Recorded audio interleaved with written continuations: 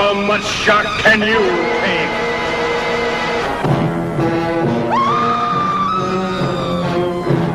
To complete a double night of horror, a monster's nightmare of terror, turn loose in a fight to the death.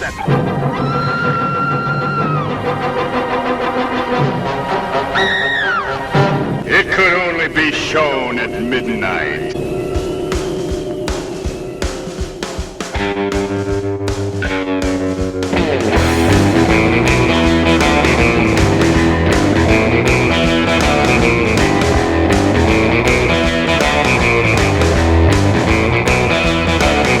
By the time this episode goes out and you're listening to it, we have a week until the most holy of holy days, the day that we celebrate everything monster, that we celebrate everything spooky, the day that I look forward to above all other days of the year. I'm talking about Halloween. It's happening in a week from now.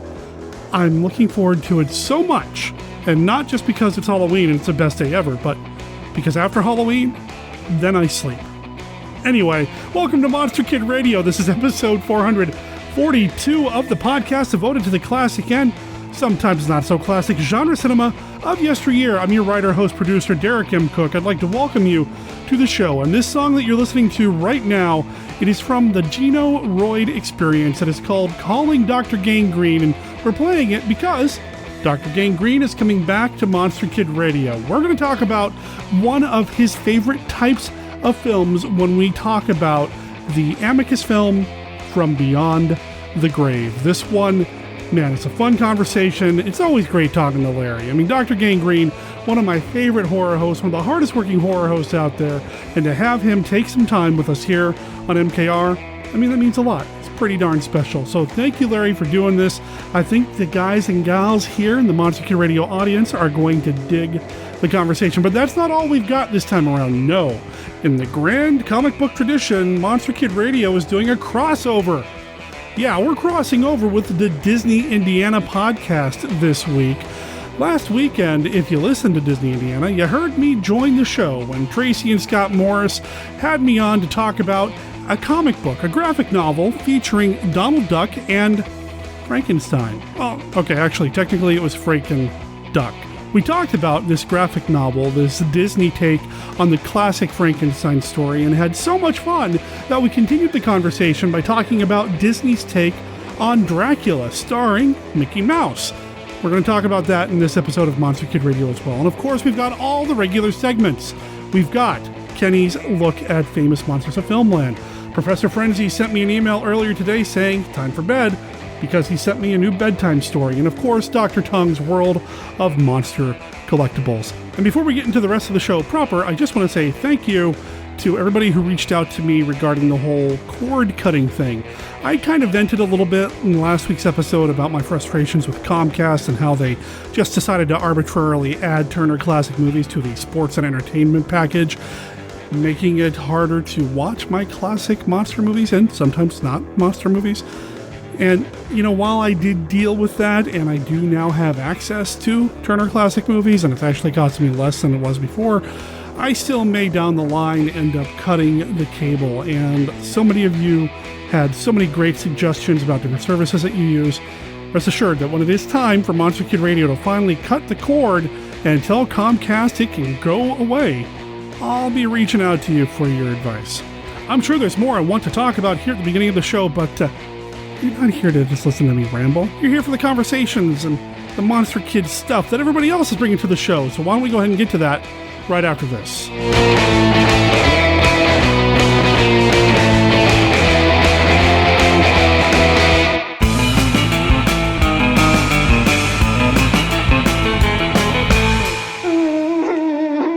The most terrifying form of evil is that which lurks within the human mind.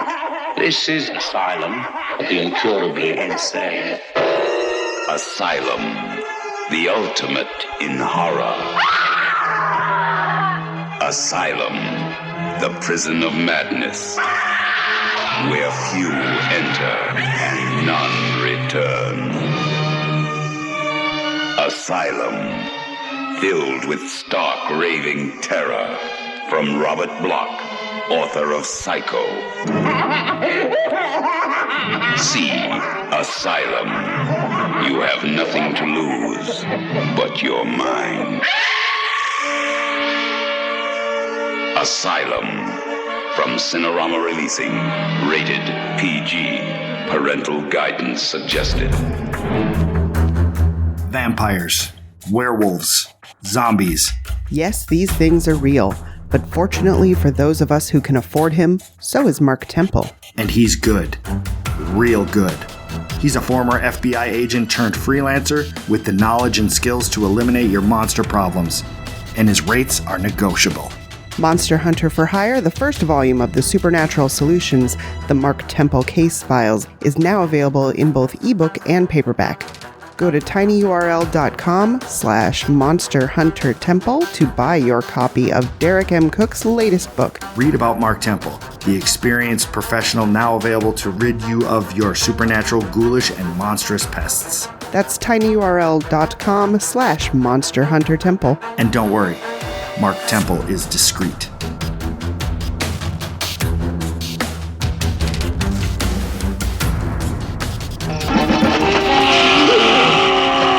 The only time we have a witness to one of these murders and he's out of his mind.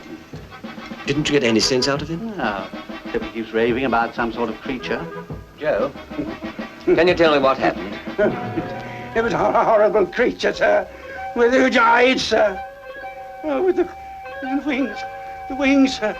Oh, let me alone, let me alone. From this old house, some evil thing was spawned to bring terror to the surrounding countryside.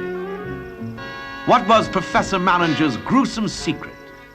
And how was his beautiful daughter involved? Look at that moon. Does it make you feel romantic? I didn't need the moon to make me feel romantic. No, no! First you've got to catch me. The Blood Beast Terror. Peter Cushing, Robert Fleming, Wanda Ventum, guest star Roy Hudd. What could have caused those injuries, Doctor? They could have been inflicted by some sort of animal. Now Tom Gat's been missing for a week. What kind of monster lived in this prison? What kind of creature brought terror to a whole community?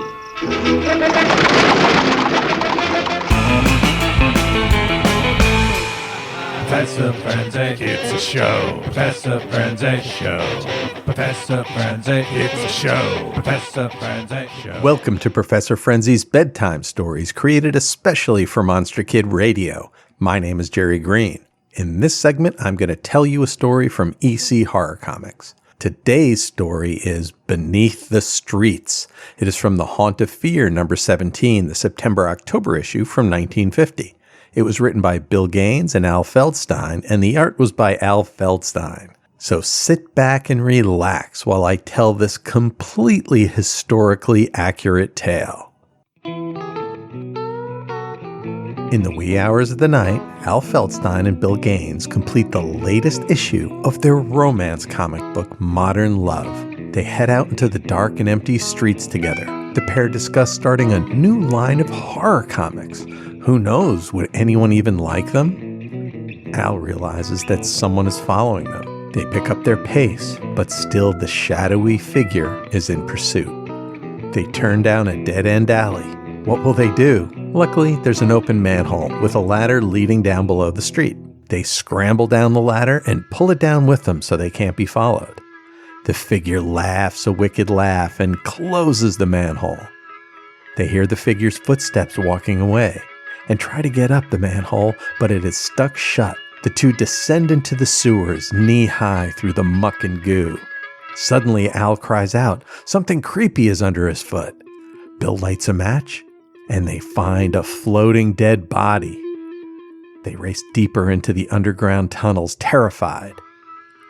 Al sees a light up ahead. He makes for it, but Bill needs a moment to rest. Suddenly, the wall opens up and grim hands grab Bill around the face. When Al turns around to call for his friend, Bill is gone.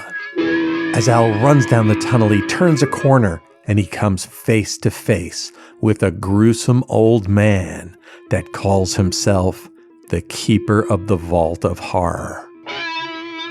Bill has met someone too. He calls himself the keeper of the crypt of terror, and he has a proposition for him.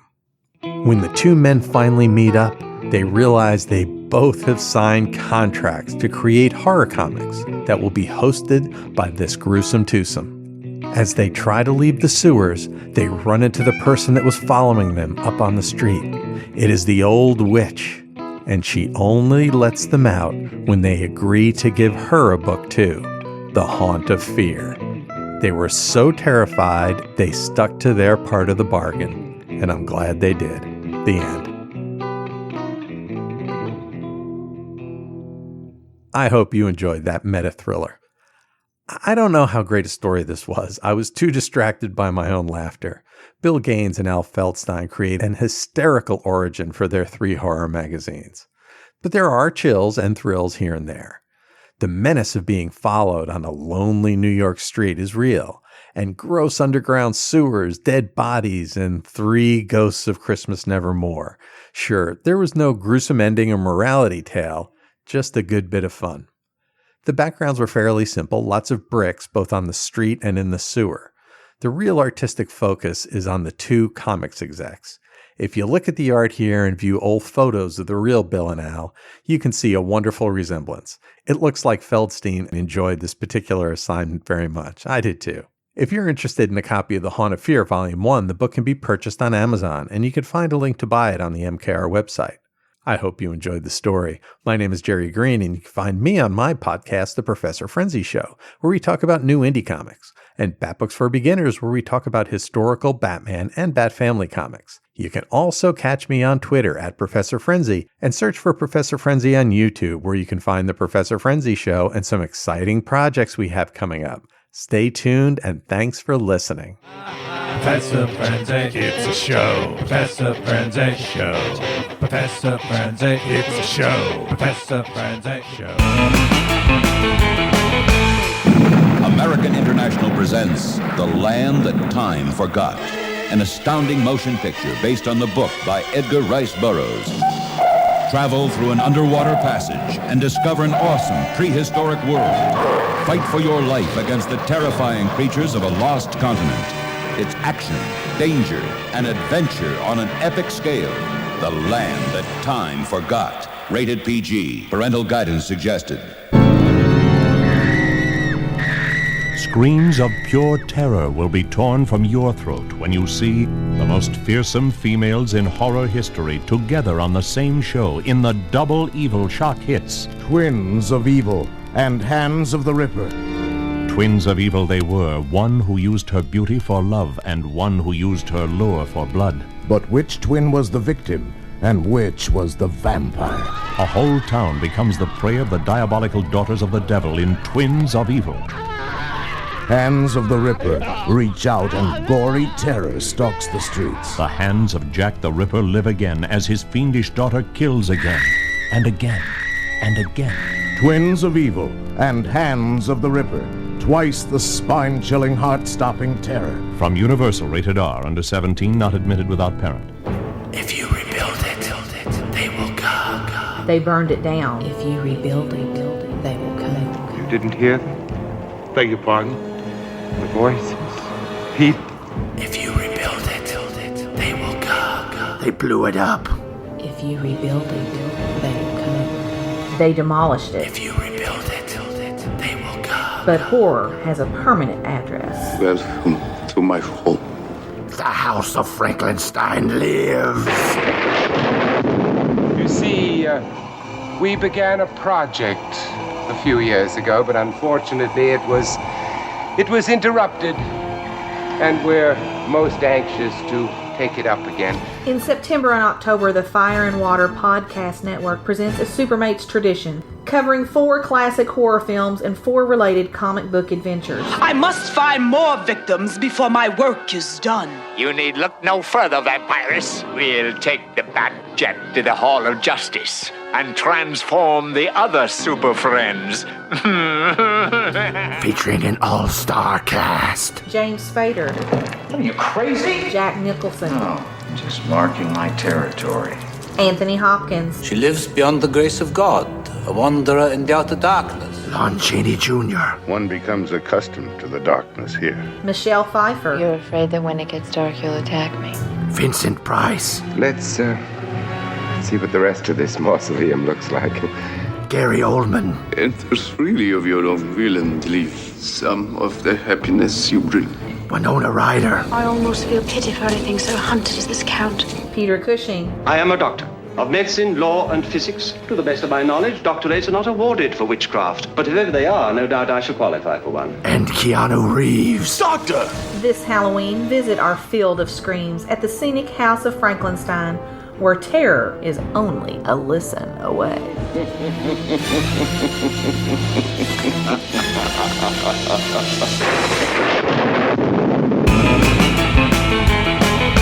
I've got two of my favorite Disney fanatics here on this episode of Monster Kid Radio. If you listen to their podcast, Disney Indiana, you know that I was just over there talking about a Disney comic book, and I can't get enough of it. I want to talk about more Disney comics. I want to talk about them with my friends, Scott and Tracey Morris. Welcome to Monster Kid Radio. Welcome back. Been a little while. Thanks for having us back on, Derek. Yeah, I've been on injured reserve for a while, but I'm back. Okay, good. You're off the bench. I'm off the bench, yes. As long as it wasn't a Dr. Frankenstein that stitched you back together, I think we're good. I mean, it'd be really good if he did. I don't know. I had to save a few bucks, and he was cheap. You know the phrase, cost you an arm and a leg? Well, oh, you went there. It was there in my. I was like, should I sit? No, I'm not going to make that joke. Nope. Okay. What are we talking about? We're talking about comic books. We don't talk about comics enough here on Monster Kid Radio. I'm a recovering comic book fan. I used to read comics nonstop as a kid, and I'm slowly getting back into it. Got the YouTube channel going and all that for my comic book stuff, which I did not mention when I was on Disney Indiana. Maybe I can ask Scott and Tracey to mention it in their show notes or whatever.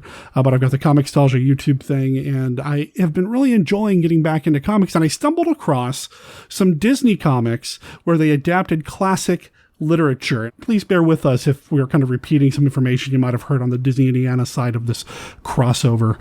But there were 7 books that were published by Dark Horse Comics here in the States, probably adapted from some original Italian comics, where they took the Disney characters to tell these stories of classic literature, like Hamlet, Moby Dick, Treasure Island, and the 2 stories that we're talking about with Scott and Tracey, Frankenstein and Dracula. And we talked about Frankenstein over in Disney Indiana, and that was a lot of fun. Thanks for having me over there, guys. That was our pleasure, and thanks for having us over here. And we talked about how they turned Donald Duck into the Frankenstein character to tell us the story of it was Duckenstein by Mary Shelley. Is that right? That is correct. Where they, for lack of a better term, maybe sanitized isn't really the right word here, but they did adapt it, kind of Disneyized some of the more gruesome elements of what you would see in a Frankenstein story. You don't see anybody digging up corpses and stitching things together, and Frankenstein's not hanging out with the doctor on his wedding night. You don't see any of that stuff, which is great, which is good, because I don't need to see Disney doing that. And they also do kind of stretch the animation part of Frankenstein to fit into the Disneyverse. I loved that. Oh, I did too. We talked about that over on Disney Indiana. That was awesome. Really made sense and felt very Disney-like. For Dracula, not as successful. And I was a little worried they were going to go there a little bit more than they would have in the Frankenstein story. And by go there, I mean the Van Helsing character is running around with a wooden stake. What is he going to do with a wooden stake in a Disney story? I have no idea, but I was a little concerned we were going to see something terrible. But that joke paid off awesomely, though. It did. There seemed to be more jokes, more yucks in this Dracula than the Frankenstein. Now, we talked a little bit over on Disney Indiana about who the creative teams were, and I'm going to make you go back to listen to Disney Indiana to hear a little bit about that. Just diving right into the Dracula story, this is billed as Dracula, as opposed to Duckenstein by Mary Shelley. This is just flat out Dracula. And our Harker character is portrayed by Mickey Mouse. And what is he? He's Ratker, is that right? Jonathan Ratker of Mousitz, Beatsylvania. And right off the bat, we're getting clued into what the real vampiric threat is with that. And I didn't get it at first. I was trying to figure out, why is it Beatsylvania? I don't understand. It's because beets are a thing. Yes, if you are not a fan of root vegetables, this adaptation may not be for you. That's not true. I'm not a fan of root vegetables, and I enjoyed this. So Mickey Mouse is our Harker character. Pete is going to be our Renfield character, but he doesn't show up until much, much, much later in the book. And, I'm just going to skip ahead to my favorite character in this whole thing. Goofy is Van Helsing. Yes! I thought you were going with Clara Cowbell in this. No, I know you're a fan of Clara Cowbell. I'm actually more a fan of Horace Horsecollar than Clara Cowbell. I mean, I like the more obscure Disney characters. It's just who I am, a weirdo. I like the more obscure stuff, and I've always liked Horace. Horace is a big favorite of mine. But it's Goofy as Van Helsing. Yes, specializing in supernatural events and vegetables. And he ends almost every word bubble with, yeah, yeah. And when questioned, it's the only German word he knows, so he says it all the time, despite the fact that he's Dutch. Yeah. I honestly have a hard time now, like, who is my favorite Van Helsing? Oh, no. Oh, no. I loved Goofy as Van Helsing, too. Oh, he's amazing. And how did he learn all this stuff about supernatural beasts? Well, he worked in a fruits and vegetables stand growing up. It was, supernatural fruits and vegetables. Yep. Well, let's back up a little bit. Yeah, sorry. Yeah, please do, because I'm stuck on, yeah. Now, as with the Frankenstein adaptation, this Dracula adaptation is based on the original novel. So there are characters that never really made it to most of the movie adaptations. And the story starts off more or less the same. Jonathan Ratker is going to the Count's castle to meet with him to discuss purchasing land in England. Or in Beatsylvania in this case. Right. And as with the Frankenstein adaptation, our main character is kind of an original character. We have Count Vlad III of the Phantom Blot.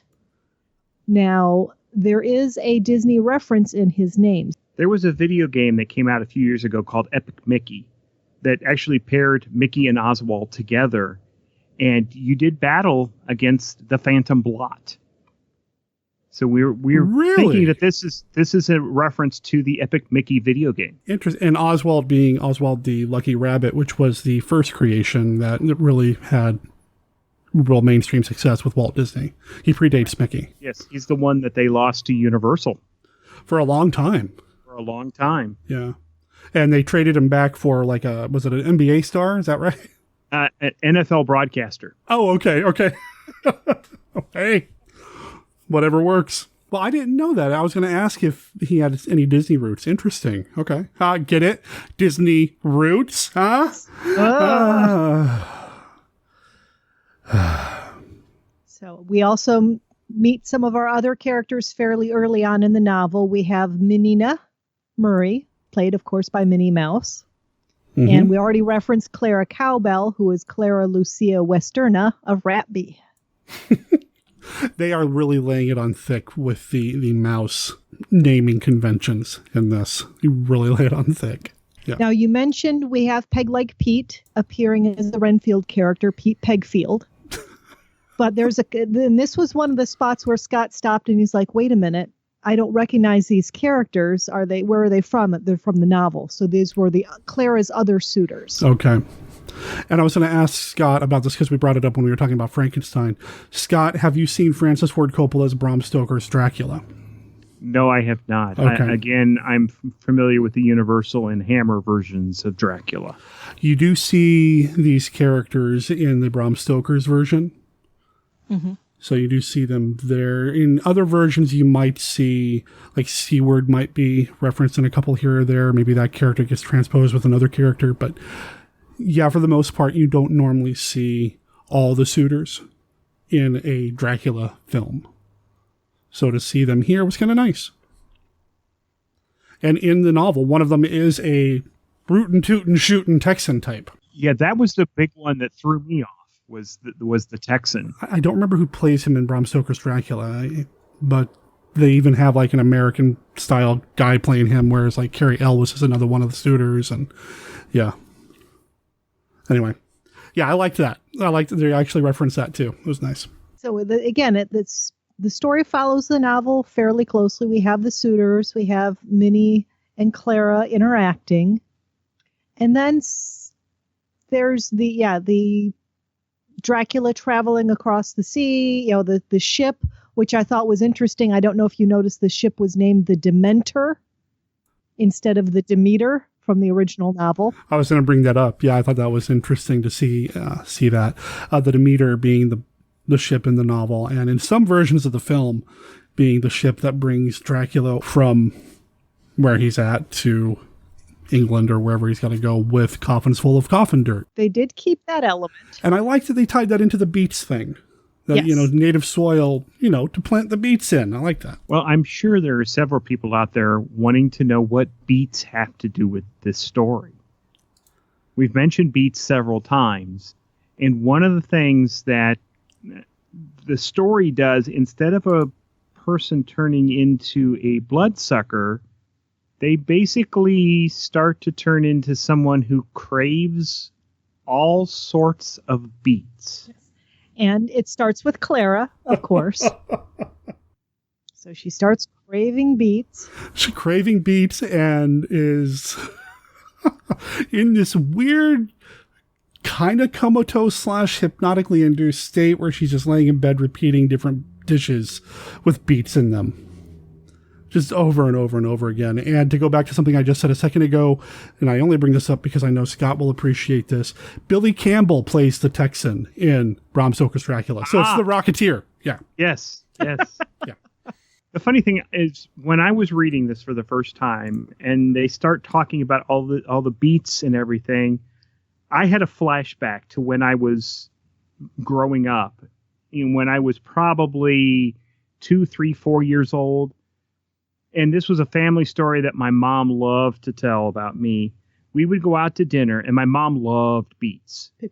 Pickled beets especially. But every time she would get a salad from any restaurant, she'd get beets on them. And every time she would put one on her fork and get ready to eat it, my eyes would light up, and I would reach for it with my hands.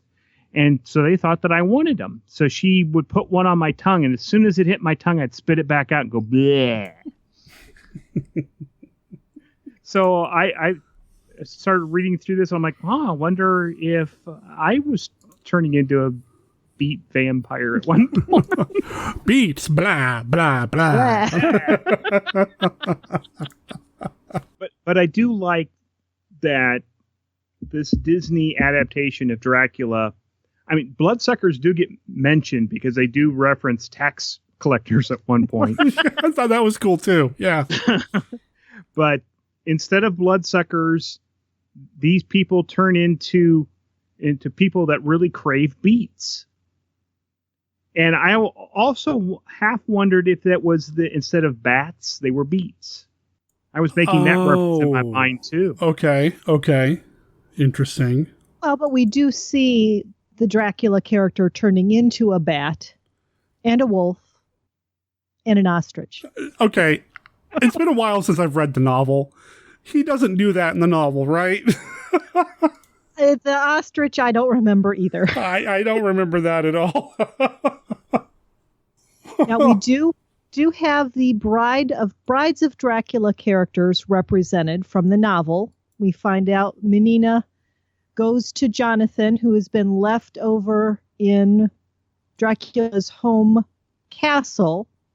He finally has escaped it because there were the 3 women that were cohorts of Dracula that were forcing him to eat beets. I like that too, because in the original novel and in some of the films, it's implied that it's, the women have seduced Jonathan Harker and are using him for, blood as well as other things. In this, it's more of a, we're forcing them to eat beets, and later on it's actually even presented as if they're like 3 waitresses bringing food out and forcing them on Minnie. And when Minnie has a problem with it, she's like, oh, maybe we should just get her check and leave. So I liked that too. A nice way to kind of tame that down and make it more Disney friendly. Exactly. But I feel like there are some things in here that Man, they could have gone a little bit more gruesome than I think I was ready for. I'm glad they didn't. Like I said, I'm glad the stake didn't become a thing. When they introduced the stake and the hammer, I was a little concerned. Like, oh, what are they, like, are they going to reveal it's really a shovel and they're digging something up? No, they use it later, and I liked that, but... Yeah, I kind of expected there to be like a vegetable peeler or something. Yeah, to feed them with. I'll tell you the one thing that I liked the most, though, when it came to Disneyfying anything about Dracula. It's what Pegfield is obsessed with. In the original novel, he eats flies and bugs and things like that, but flies are kind of the thing. Flies, you know. In this, it's not flies. Should we say? Do we want to ruin? Yeah, I kind of have to because I brought it up. They're files. He loves files. Files. I love files. I use files for this, and he uses the files to break out of the home for, what was it, wayward sailors or something like that? Yes, sailors that have lost their wits. Yes. He uses the files to break out. I love that. I like the fact that he had to be taught how to use the file to break out of there. At first, he just had the files. Well, Pete's not that bright a character, Well, even in yeah. the Disney world. His character is not as prominent in this as he is in other versions of the Dracula story, whether it's the original novel or other film adaptations. He doesn't really turn up until at least the second half. We really don't even see him for a long time. I think we only are introduced to him because they put Minnie in the same home for sailors who have lost their wits or whatever. I was a little surprised that they didn't bring him in earlier either, but then again, I'm not sure how they would have and kept the whole storyline going. Right. I thought it was interesting, especially after reading the Frankenstein adaptation. In that one, it stars Donald Duck, if you haven't listened to our talk about that one already. And almost all of the characters in that are different species of birds. There's ducks, there's chickens and everything. But here we've got mice, we've got cattle, we've got whatever Pete is, whatever Goofy is. Well, I think that goes back to the characters that each one of our main roles is played by. Donald Duck, most of the characters associated with him are fellow ducks. Whereas with Mickey Mouse, he's associated with Clara. He's associated with Goofy. He's associated with Horace and Minnie. So it makes more sense. And they didn't bring Donald in because he's got this whole other novel of his own. And we didn't get Pluto. Yeah, that's what I was about to say. We don't get Pluto. I was going to say Pluto doesn't show up in either of these. There are a couple of iconic Disney characters of this era, of this repertoire, that did not show up in either Frankenstein or Dracula. Pluto being one of them. Chip and Dale don't make an appearance at all. That's not to say they don't turn up in any of the other installments in this series, and they very well could. But, you know, I like Pluto, you know? It would be cool to see Chip and Dale in there somehow. But how do you do it? Yeah, how would you have fit Pluto into this story? Because Pluto is a non-speaking character in the cartoons. And Jonathan Harker didn't have a dog in the book. Right. So as we've already mentioned, Van Helsing gets brought in to help treat Clara. Yes. And they do use the garlic. So they carry that over. And in fact, at one point, Van Helsing says garlic and beets is like cats and ducks. I love that Van Helsing keeps referring to like the woman with the big nose, the woman with the big nostrils. Minnie is the person with the big ears. Just, I love it. I love Goofy as Van Helsing. He's one of my favorite. I'm with you, Scott. He's one of my favorite Van Helsings. Yeah. Now, again, I'm only familiar with the Dracula story as it appears in the movies, and so I don't remember too much. Does Van Helsing go and put garlic in all of the coffins that have the earth or the dirt that Dracula needs to sleep? Is that something from the original book? Garlic is a traditional element, and it I don't remember in the novel. I know they desecrate the coffin, or I guess. Well, I know in the Hammer film they put garlic in the windows to keep Dracula from coming into the bedroom. I'm doing a quick scan of the Wikipedia article on the Dracula novel, and it does mention Van Helsing prescribes garlic flowers to be placed throughout Lucy's room, weaves a necklace of withered garlic blossoms for her to wear. So we've got that. Oh, no, in the coffins, as they discover each of the box graves, they place wafers of sacramental bread. Oh, that's with right. it. Yeah. So I can see why Disney would kind of want to shy away from those kinds of references as well. Plus, they've already introduced the garlic. So Yeah. I liked that idea. I thought that was an interesting idea. Yeah. Now that you mention it, you're right. They didn't even have holy water, did they? No, they did not, or any of the religious symbols to scare off a vampire. Interesting.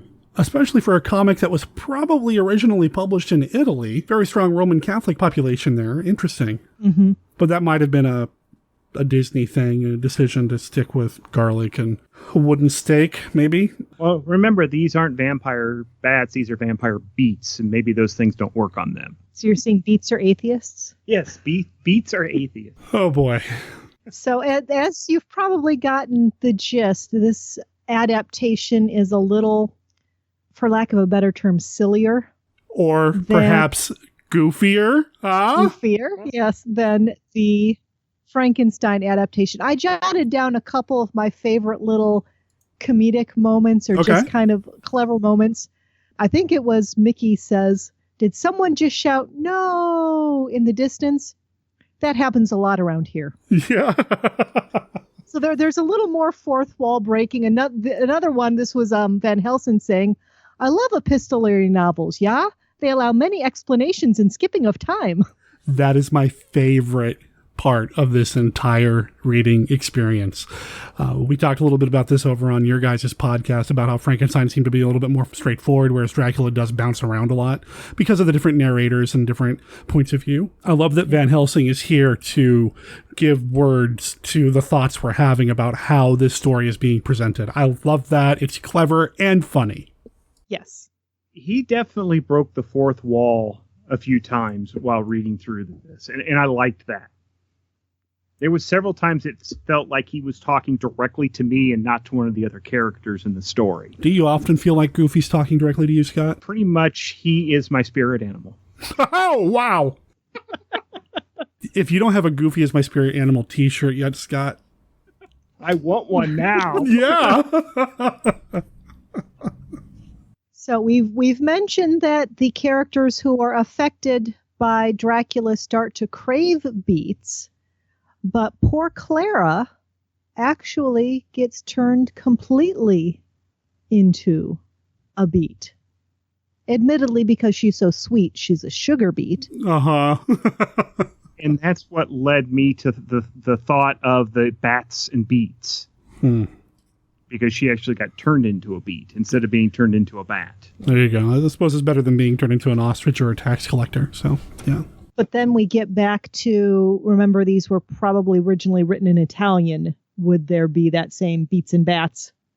Oh, that's a good point. Yeah. And is there some additional meaning to beets that we're not getting because of the language barrier? So if you have any Italian listeners who know that beets have this reputation as a supernatural vegetable or there's some connotation that we're missing, please let us know. There are a lot of Italian recipes that use beets. Either way, it was a lot of fun to read. I think the Frankenstein one was better overall. And that's better with a capital B. It really had a good message. It really felt more in line with Walt Disney, the man and what he believed in and what he portrayed. Whereas this one's got a lot of kind of moments. And I like some of the laugh out loud moments that I had with this. And I love Goofy as Van Helsing. Definitely nice to see a contrasting presentation of story with these two books.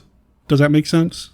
One's a little bit more straightforward. One's more of kind of like a, not slapsticky, but you can't do anything with Goofy without expecting somebody to bonk into something. And he does more than once. Oh, I definitely agree with you. Not having read the original books, so I wasn't that tied to it, but definitely I felt Frankenstein felt more serious than the Dracula version did. I'm not saying that the Dracula version is just completely wacky. I thought it was very well done as well. And I absolutely love the artwork in both of them. Some of the artwork is great, and seeing our favorite characters in situations and in different moods that you don't normally see was fascinating to me.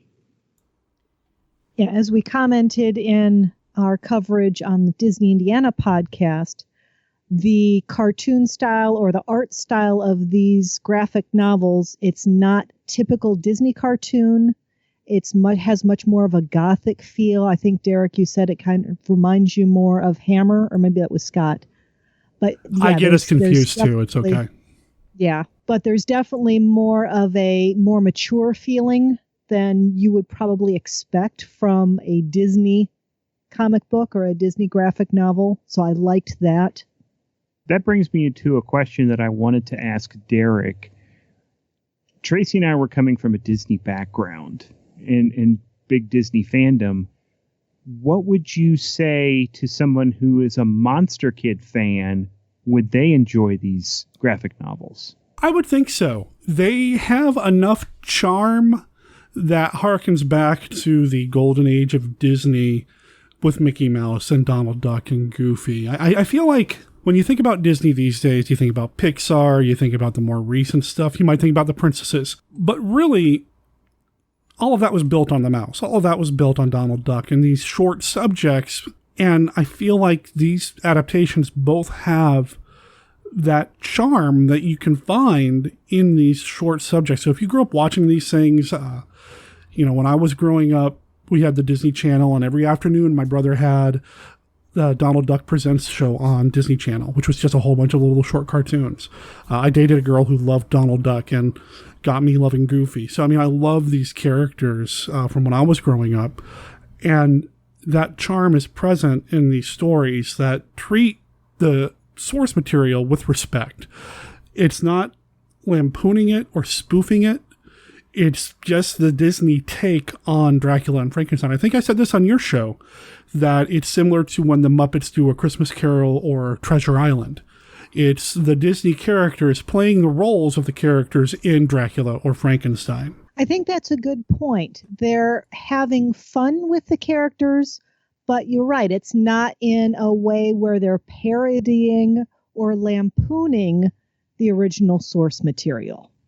We joke about Goofy Van Helsing, but he does still play the role of the character, and he's true to the character from the novel. I think a lot of us can agree that one of the greatest Muppet movies ever is A Muppet's Christmas Carol. It's a fantastic film. It's phenomenal. It's great. And Gonzo is in the lead. And Gonzo is Gonzo, no matter what character he's playing. So, of course, Goofy is Goofy, whatever character he's playing in this. And Donald Duck is Donald Duck in the Frankenstein. But it still has the spirit of the original at least sprinkled on top.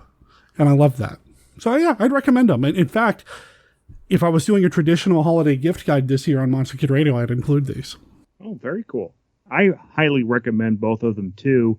One thing I want to mention to people that are MKR listeners that probably maybe not listen to our show, if you've got little ones, this is a perfect way to introduce them to these stories, because they're going to see the characters that they're familiar with, that they like, and learn the original stories and maybe start them on the path to enjoying these classic stories. It's a safe way to introduce Dracula. It's a safe way to introduce bloodsuckers to your kids. And tax collectors. And tax collectors and those terrifying ostriches.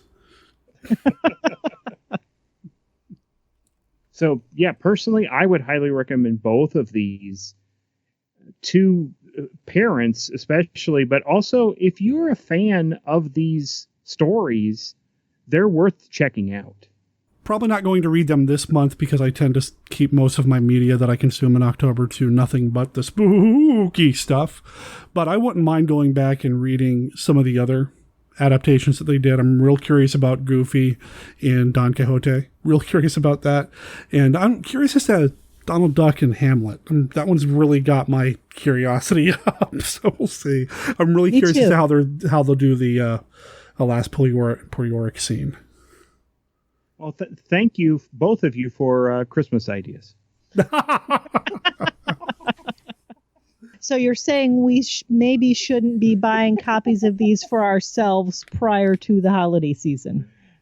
That's what I'm saying, yes. Understood. Duly noted. Noted. So Disney Indiana is the home podcast, the home base for Tracey and Scott Morris. Every other week, knocking it out of the park, talking about what it's like being Disney fans, living pretty much equidistant from either Disney park in the U.S. You guys have been doing it for over 10 years now, a decade. Over 11 years. I know. Well, 10 sounds... That's over 10. Yeah, it is. It is. 11 is one more than 10, I hear. Yeah, we go to 11. Wow. So over a decade of Disney Indiana delights over at DisneyIndiana.com. What do you guys got going on? Anything else Halloween-y this month for folks to check out, or anything else coming up? Well, our previous October episode, we talked about the Twilight Zone Tower of Terror attraction that can be found at both Disneyland and Disney World. We talk about the history. Sort of found at Disneyland. Well, previously found at Disneyland. It has since been adapted to the Marvelverse. And we talk about that, the history of the attraction, and our thoughts on both versions. And we're also going to include on the episode that Derek will appear on, where we talk about the Frankenstein graphic novel, we're also going to include several Disney Halloween-themed music, and probably including Goofy singing the Monster Mash. I don't think I've ever heard that. That sounds amazing. It is pretty darn cool. What do Disney podcasters do to celebrate Halloween? What do you guys do on Halloween Day? This is actually going to be unusual for us because the last few Halloweens we haven't been home. Like, we were on a Disney cruise doing the Disney Halloween cruise one time. Well, twice. We've done two That's Disney true. Halloween cruises. In fact, last year we were on a Disney cruise and we actually dressed as Marvel characters. Tracey was dressed up as Agent Carter, and I was Captain United Nations, because I had a Captain America shirt, a Captain America kilt, and a Captain America luchador mask on. So I was representing multiple countries. Luchador masks, man. That makes everything better. I have a Captain America one and a Spider-Man one. Has Goofy ever worn a luchador mask? I mean, that idea both appeals to me and terrifies me. It would not surprise me if Goofy has been a luchador. If not, there are several people that listen to this podcast who are artists. In fact, I know one that's a luchador artist, and hint, hint, we would like to see that. Well, you both are invited, obviously, to the Monster Kid Radio Halloween Monster Movie Marathon Watch Along on Twitch on October 31st. So if you are looking for something to do, come on by, and listeners, if they do join us, maybe you'll see Scott and Tracey in the chat room that day. And if you're interested to hear more from us, please check us out over at DisneyIndiana.com. Yeah. I'll play the promo.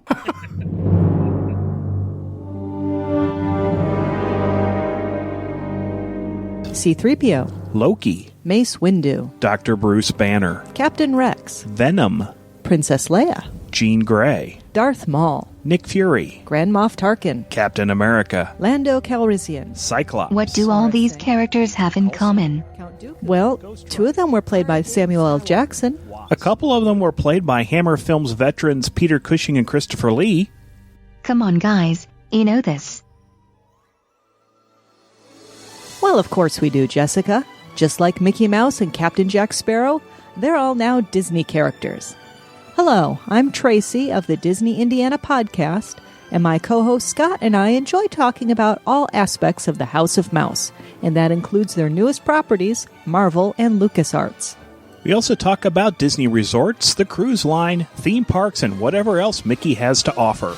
Which includes movies, Imagineering, video games, and collectibles. You'll never know what we'll decide to talk about. So check us out at www.DisneyIndiana.com or do a search for the Disney Indiana podcast on iTunes, because now we've got a lot more to talk about. And don't forget about those other quote-unquote Disney characters like, well, Sully. Fozzie Bear, Buzz Lightyear, Link Hogthrob, Doug, Janice, Merida, Pepe, Bruce, Ralph the Dog, Wally, The Disney Indiana podcast. Even after 5 years, we're still miles away from the nearest Main Street, USA. We're not listed on the map, but you can join us at www.disneyindiana.com.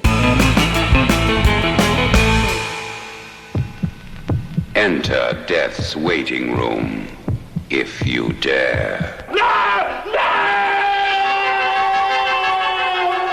Below the crypt lies the vault of horror.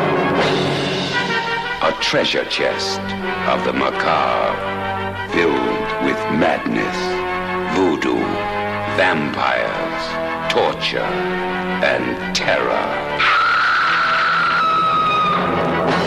All the things that make life worth leaving. The Vault of Horror, from Cinerama Releasing. Rated R. Under 17, not admitted without parent. The Vault of Horror. It has all the things that make life worth leaving.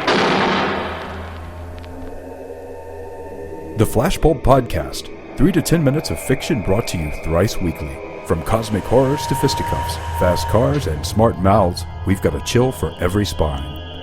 Find it all at flashpulp.com or search for it on iTunes.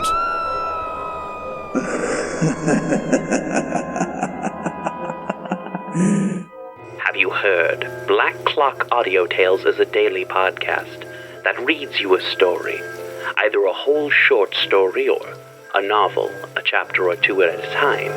Join us for our exploration of old ghost stories, supernatural fiction, horror tales, folk tales, fantasy, gothic horror, weird fiction, and cosmic horror. And don't forget to join us for our monthly show about the Cthulhu mythos at the end of the month. Black Clock Audio on Instagram, Twitter, Facebook. Black Clock Audio Tales. Part of darkmyths.org. Thank you.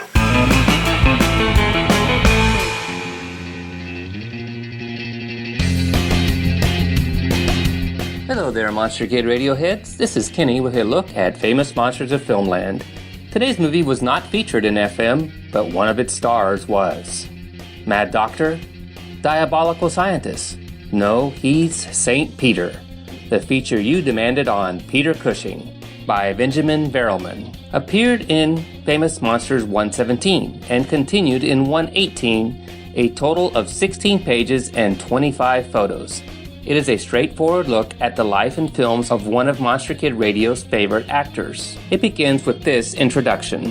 Vampire Killer, Maker of Men, Death's Deputy, Mummy Defier, Gorgon Fighter. These and many more are the roles of terror that have been ably brought to the screen by Peter Cushing, who, along with Christopher Lee, is one of the first bona fide international horror movie stars.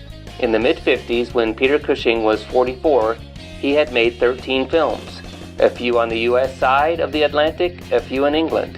He had been gaining local London notice as a reliable star of TV dramas, including the key part of Winston Smith in the BBC TV version of George Orwell's horrific classic of the future, 1984.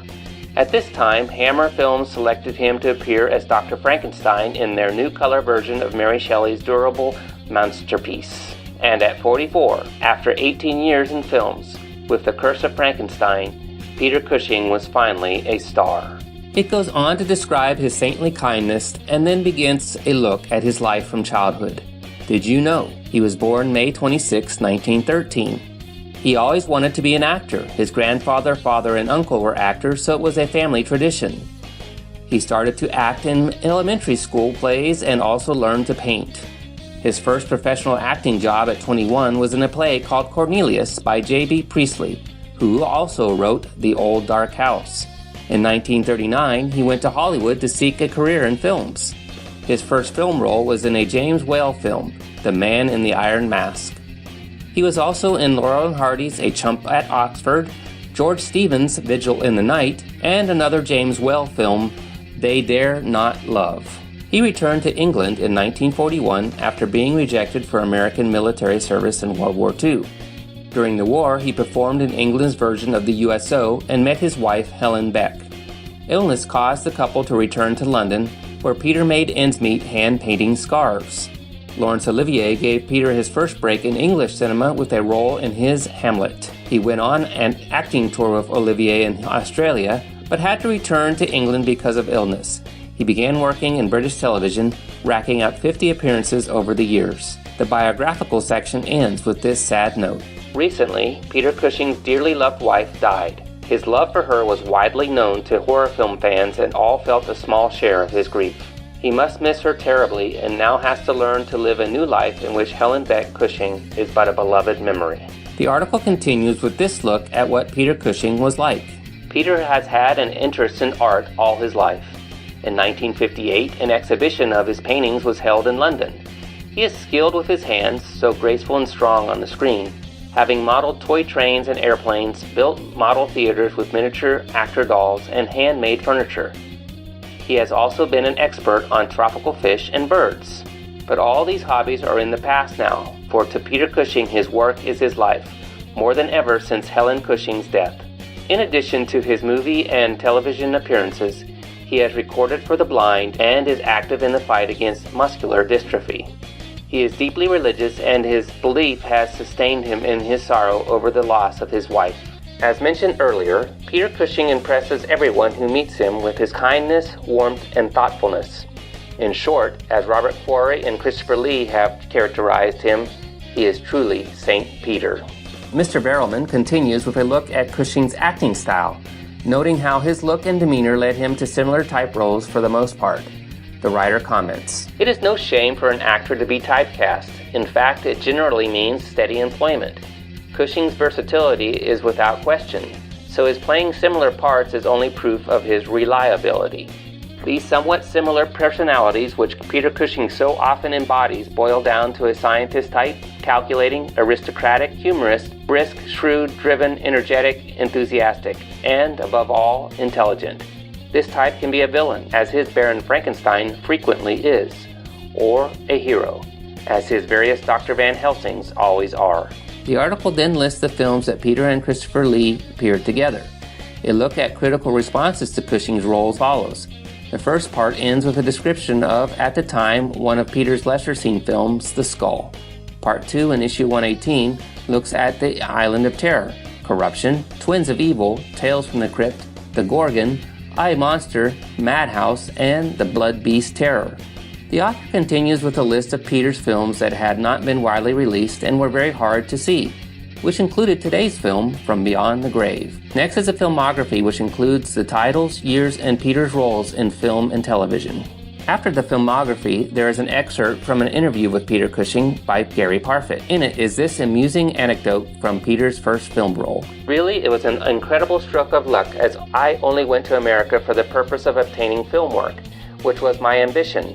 I arrived at the time Columbia Studios were preparing the film version of Man in the Iron Mask, in which Lewis Hayward played the dual role of twin brothers, one evil and the other virtuous. When being interviewed by James Whale, I said with tongue-in-cheek that I was a competent swordsman when asked whether I had any experience in this field. I was then introduced to M. Cavern, the studio's fencing master, to brush up on the art, but on handing me a foil, he immediately recognized my inability. 'So, you've fenced before?' he said with a hint of sarcasm. 'No, dear boy, I haven't,' was my reply. 'But I had to say I could fence to get the part. Then I will teach you to be the best swordsman in Hollywood,' came his immediate reply.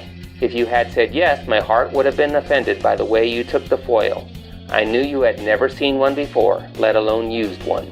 After gaining fencing experience, I was able to appear in the role offered to me, which entailed doubling for Lewis Hayward, but regretfully, most of my part finished on the cutting room floor, and apart from appearing in scenes with this dreadful iron mask on, I only briefly appeared on screen as a horseman. In fact, part of my role was a sword fight with Warren Williams, who ran me through. Even then, I got killed, which seemed to have been my trademark." The article ends with an invitation to join the Peter Cushing fan club, and a thank you to the club for the information given which was used in this report. If you are a Peter Cushing fan, FM 117 and 118 are a must-have for your collection. This is a fine, pun-free article with great pics. That is all for this week's look at famous monsters of Filmland. We will have more next week. For MKR, this is Kenny, saying adios.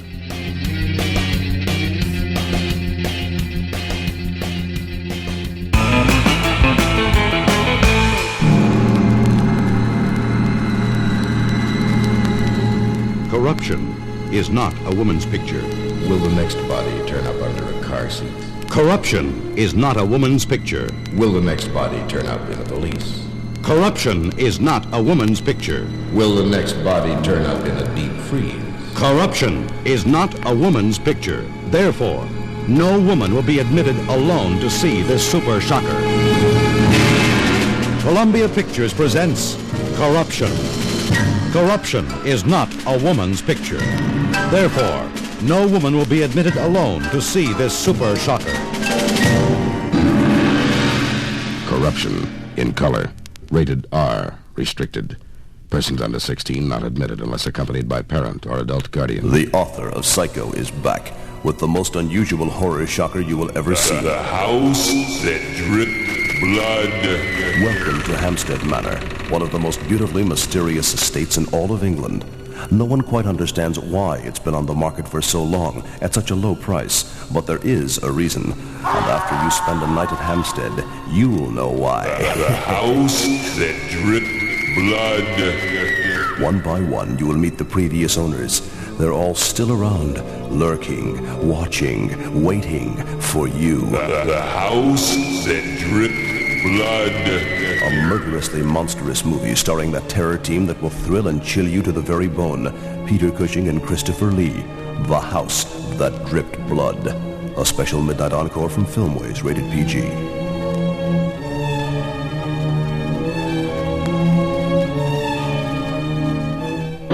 Every once in a while, there is a special kind of horror film that becomes a horror classic. In 1931, it was Frankenstein. In 1932, it was Dracula. In 1971, it was Rosemary's Baby. In 1973, it was The Exorcist. And this year it is From Beyond the Grave. Secret worlds become public nightmares, where children's play toys are the devil's weapons. A truly terrifying motion picture, where death is just the beginning, and the grave is not just a resting place. And pleasant rooms become evil tombs. From Beyond the Grave, the horror picture you will remember all your life.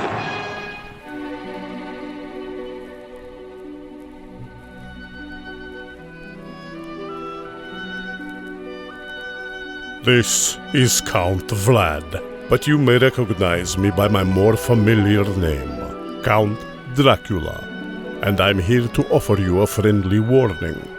Derek and his guests often get excited, and occasionally this results in revealing key plot points of the movies they're discussing. In your parlance, you might call these revelations spoilers. You know how the children of the night, monster kids can get sometimes. So consider yourself warned, and don't come begging to me to kill them for their transgressions afterward. I have more pressing issues to take care of, like that pesky Van Helsing.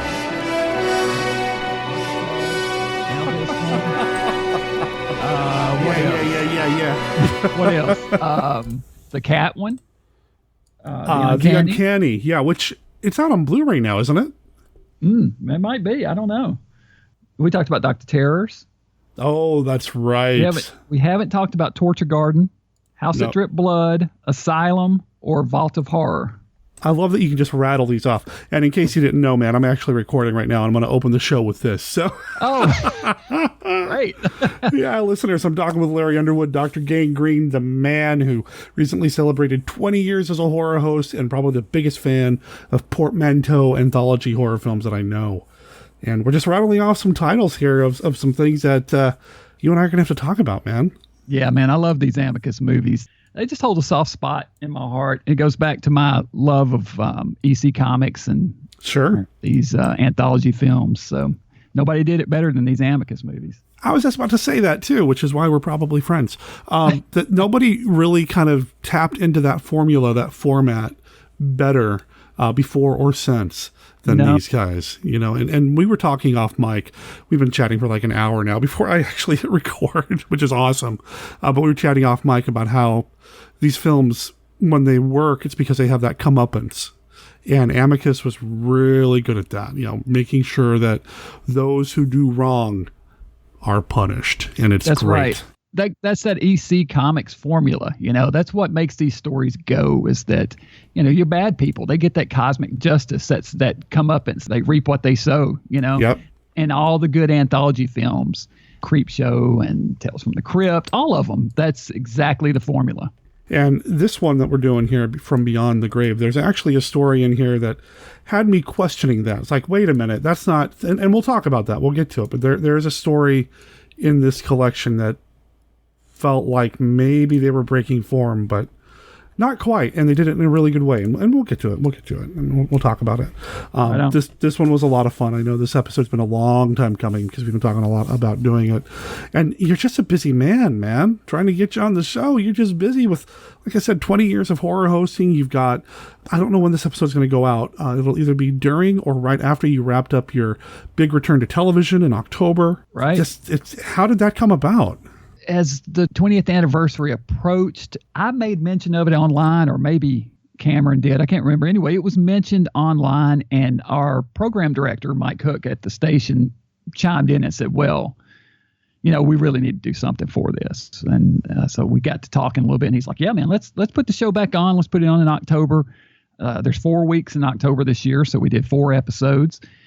It's a little different this time around because we've talked about this on here before, but in the past, the station had movies that they were licensing that they showed. So they had a whole package of movies that they gave me to run, and I just went through and would just pick the ones that I wanted to run. Sometimes they were good movies like Total Recall. Sometimes they were not so good movies that were still a lot of fun, like Future Force and Future Zone, and stuff like that. This time around, they've dropped their programming. Those package of movies they're no longer paying for. So it was a matter of finding your own content. And this time, the big difference was that everything has to be closed captioned. We're broadcast TV on the CW station, and that was never an issue before. But FCC standards require that everything's closed captioned now, which means, going in and captioning everything, and I'm the one doing it all myself. So is all that work in addition to shooting and editing the episodes. So it's just a little bit different ball game this time around, but it was a lot of fun. It's good to be back on the air. I'll have these 4 episodes on, and then we're talking about maybe doing it again next year. That's awesome. This has been a nice kind of experiment to see how much what kind of the workflow would be like this time around. I'm kind of changed the format around, changed the name of the show, and, just kind of tried to make it a little different, but yet, just sort of feel out the process of captioning and all that. Sure. What was the name, or what is the name of the show? Dr. Gangrene's Sanitarium. Nice. Where all the movies are mad. Oh, nice. Nice. So since this is broadcast TV, I mean, you had to be local to catch it or watch it. Will there eventually be any kind of online releases for any of this stuff? Or is it kind of there will be? There's 2 public domain movies, so I'll put both of those, the entire segments, on YouTube. Okay. And then 2 of them are independent films, so I'll put the host bits up on YouTube for those. Right on. Well, speaking of Amicus, speaking of anthology films, we were talking about that at the beginning of this and all. We've got a movie we're going to talk about this week that is an anthology film or a portmanteau film. So I feel like there's an important distinction here.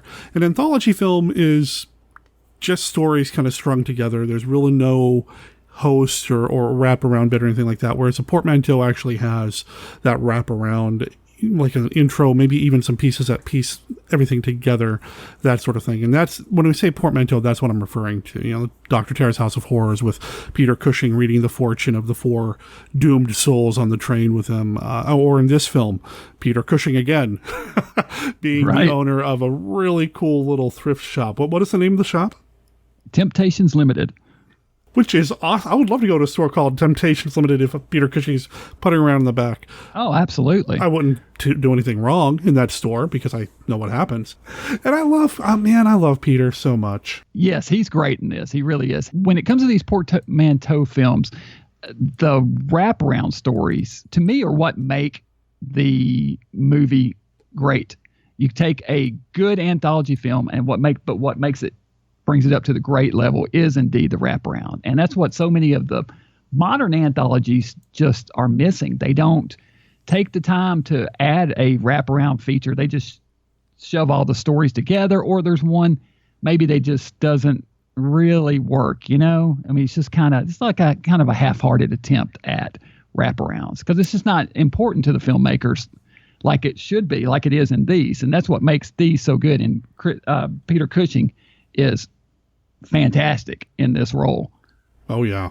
He doesn't have a name per se, but he's great in it. You're right. I didn't even think about that. He doesn't have a name, but I don't know if you noticed or not. The film opens it's called From Beyond the Grave, right? And it opens panning across a graveyard, and you have all your tombstones.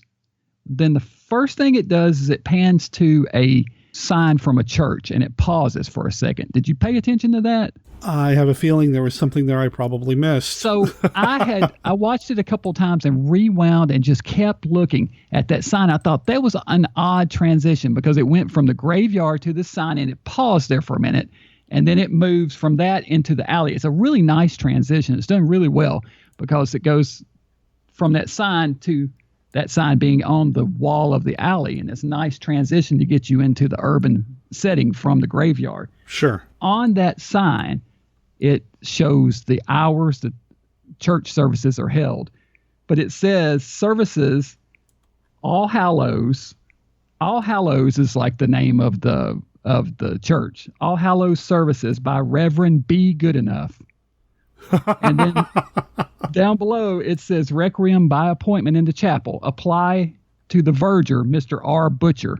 I think what that sign is saying is that you have to be good enough or you'll get an appointment with the butcher, which the butcher being an analogy for death. So the whole idea behind the movie is pretty much summed up in that one little sign saying, be good enough or you'll meet death. Wow. And these tales are from beyond the grave because it tells what happens when you are not good enough. It's all a morality play. Yeah, it really is. I said it was a thrift shop. It's actually more of an antique kind of store. Antique store. Yeah. Huh. I guess I'm going to have to go back and rewatch it. Darn. Yeah. To catch. It's a nice little transition. It moves from that wall into the alleyway, and that's where you see the shop sign and the antique store. So it's pretty cool.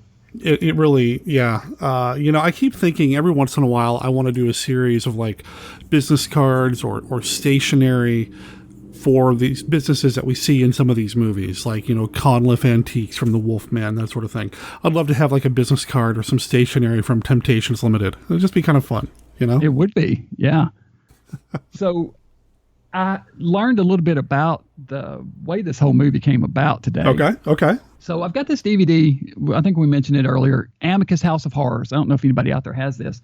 It's from Oldies, and I've watched some of it, but I've never watched all of it. It's a 2-disc set, and what it is, it comprises of interviews with people who worked on Amicus films, just talking about the Amicus films. It goes through their timeline, and it pretty much just talks about it. And when it gets to the From Beyond the Grave section, they have the director, Kevin Connor's on there, and Angela Pleasance is on there, and the actor who played the little boy, John O'Farrell's on there, and there's a producer, John Dark, is on there.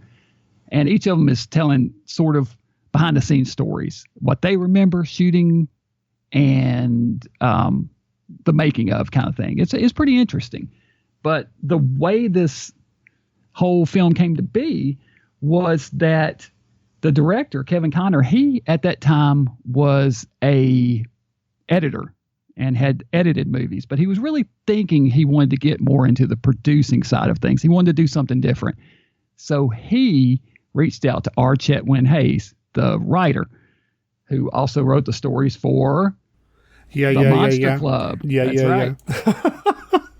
He optioned 12 stories from Chetwynd Hayes. Oh, wow. And okay. He and 2 other guys wrote adaptations for those stories. Then they pitched them all over everywhere, and nobody wanted them. Nobody bid on it. What his idea was to make it a TV series, an anthology TV series where they would show these stories based on R. Chetwynd Hayes. So that didn't happen, but somehow it landed on Subotsky's desk. He loved it. He contacted Kevin, had him come in. They had a meeting, and he said, listen, what I'd like to do is take the best 4 stories from this bunch. We'll write a new linking story, and we'll let you direct them. And Kevin said, I've never directed anything. I don't know anything about directing. He said, don't worry about it. I've found in my history that editors make the most reliable directors. You'll be fine. You're going to direct. So Kevin said Subotsky gave him his start with this movie. First-time director, and it all happened because he took the initiative to license these movies from R. Chetwynd Hayes, which is pretty cool. It's very cool. And he would go on, direct other movies. Motel Hell, that's him. The Land That Time Forgot, At the Earth's Core, again with Cushing. I mean, he did some cool stuff. And there's a lot of filmmakers from this era specifically that I don't know as much about as I'd like to. I'll have to check that DVD out. Yeah, it's not that expensive. And I'll make sure there's a link in the show notes if people want to get their hands on it as well. Buy it through the Amazon link I'm going to put up there, and we get like maybe 2 cents off the deal. But you're helping MKR out at the same time. And you get a cool little collection. It's a 2-disc set, right? It is, yeah. The good part of it is just hearing the people that were actually involved in these movies talking about making the movies. Yeah, and we're kind of in the sweet spot for you, too, with like the 70s monster cinema. I mean, that's really kind of where you gravitate toward. Every time I talk to you, it comes up. This is really kind of where Gangrene lives. I mean, it really is. I mean, I keep track of what movies my son and I watch each month, and I will write down what films by decade we watched, or how many per decade we watch, then usually what my favorite first-time watch is. And it's almost always something from the 70s. You get some awesome Peter Cushing in this. I mean, I like a young Peter Cushing. I like him in, the early Hammer stuff, that sort of thing. But when you get to an older Peter Cushing, there's this menace that is just kind of bubbling beneath the surface. I mean, yeah, he's a nice guy. He's a gentleman. He probably smells great, whatever. But but there's this edge that he brings when he's in the Amicus films that kind of terrifies me. I know he's supposed to be this kindly old man running this antique shop, but I would not try to steal from this guy. Are you kidding me? Right. There's just nothing. No. And that's pretty much the thing here in this film, is that everybody who either steals from him or cheats him in any way, right, is going to pay the price. And that price is typically death. And sometimes some very supernatural means of dying. Yeah, there's this wraparound story with this burglar thief guy hanging out outside, and maybe he's going to break in and that sort of thing, and he gets killed too. Everybody dies. I mean, it's spoiler alert. Everybody who does something bad dies, and that's what these movies are about. And his death isn't necessarily supernatural, but like David Warner's death in the very beginning, the first installment, that's terrible what happens to him. I mean, he right? deserves it, but it's terrible what happens to him. Yeah, the interesting thing about this story is the first and final stories are very similar in my mind. I don't know if I had been the one picking these stories, if I would have put both of those in the same movie. I might have saved one of them for a different film, just because they're both portals into another dimension with a supernatural figure inside each of them. So they're very similar in that way, smoky, kind of dreamlike otherworld in both of them. But I like them both. I mean, they're both great. And the cast in this movie is fantastic. Oh, yeah. I mentioned David Warner. When I saw that he was in this, man, I popped. I was excited. You got David Warner. You've got Donald Pleasance. Yep. I mean, who doesn't love Donald Pleasance? Right. Ian Ogilvy. Oh, man. And he's wonderful in this, too. Peter Cushing. I mean, it's just a top-notch cast all the way through. It really is. So, yeah, the first story is called The Gatecrasher. David Warner goes into the store and he buys a mirror. But when he sees the mirror, he haggles with Cushing. Cushing says that it's £250. He says, well, no, I'll give you $25. He says, look at this thing. It's a reproduction. You know, it's cheap. Look at it. You can tell it's been painted on the back. It's not real. And, you know, the thing I love about these is if you're watching for it, you see little facial tics, little glances of recognition from Cushing. He knows he's being ripped off, but he allows it to happen because the whole idea is to tempt people to see what they'll do if they're deserving of the fate that they're going to get. So he buys it for £25 and takes it home, hangs it up. And when he does, the first thing, has some friends over for a party, and one of them suggests, hey, let's have a seance because this looks like something spooky that would be in a medium's parlor. And the other one says, well, let's have a seance. That'd be fun. He's, okay, let's do it. Let's have a seance.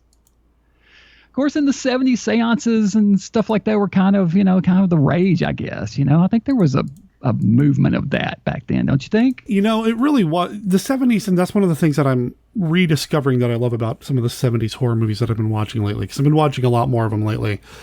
I love that edge of like the occult, witchcraft, Satanism, seances, ghosts. There's this different take on this kind of material that you don't get with movies from the 40s and 50s, and it's just a completely different vibe.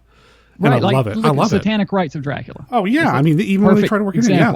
Mm-hmm. You know, what I love about R. Chetwynd Hayes' stories is that his monsters are not necessarily your classic archetypes.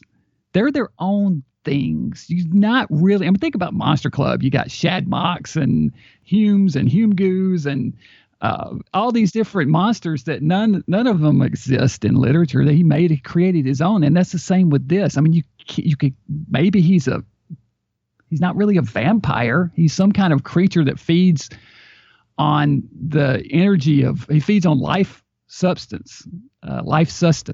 Right. Sustenance. When he forces David Warner to go out, bring people back and murder them, and he feeds on their life force. The idea is that when enough of them are murdered, he'll be able to come back to life. So when you first see him, it's almost like disfigured face. There's makeup on his face. It looks kind of cruddy and funky looking. You know, the guy in the mirror that we're talking about. Guy in the mirror, right. Yeah. With each death, it gets less so to where he looks almost normal and eventually appears in the room itself.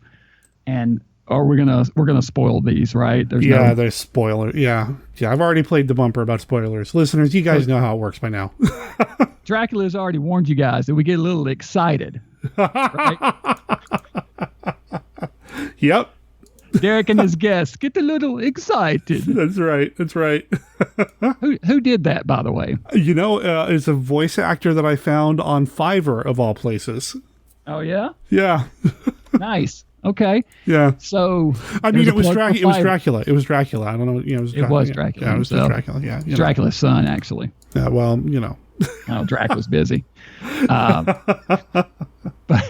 so yeah, the fate is that Warner, whose name is, let's see, Edward Charlton. Yeah. Charlton, which sounds like charlatan, but he winds up getting sucked into the mirror himself. I guess the ghoul, he mentions that we are legion. He's going to go join his friends. So there's numbers of these creatures out there. So once he's free to go join them and just start feeding on humans. So yeah. Not only did he get sucked into the mirror, but he also releases a fiend on the world. So yeah, way to go, bud. If he hadn't stiffed Peter Cushing, we would have been fine, but no. Yeah. Right. Had to lie about that mirror. I like David Warner a lot. He's one of these actors that I don't think about a lot, but when I see him, I get really excited. There's just something about the way he carries himself. He's got one heck of a voice. And that they opened up this series of tales with him.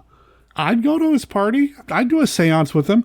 I think I even posted on Facebook when I was watching From Beyond the Grave that when David Warner says, it's seance time, you know you're in for a good time.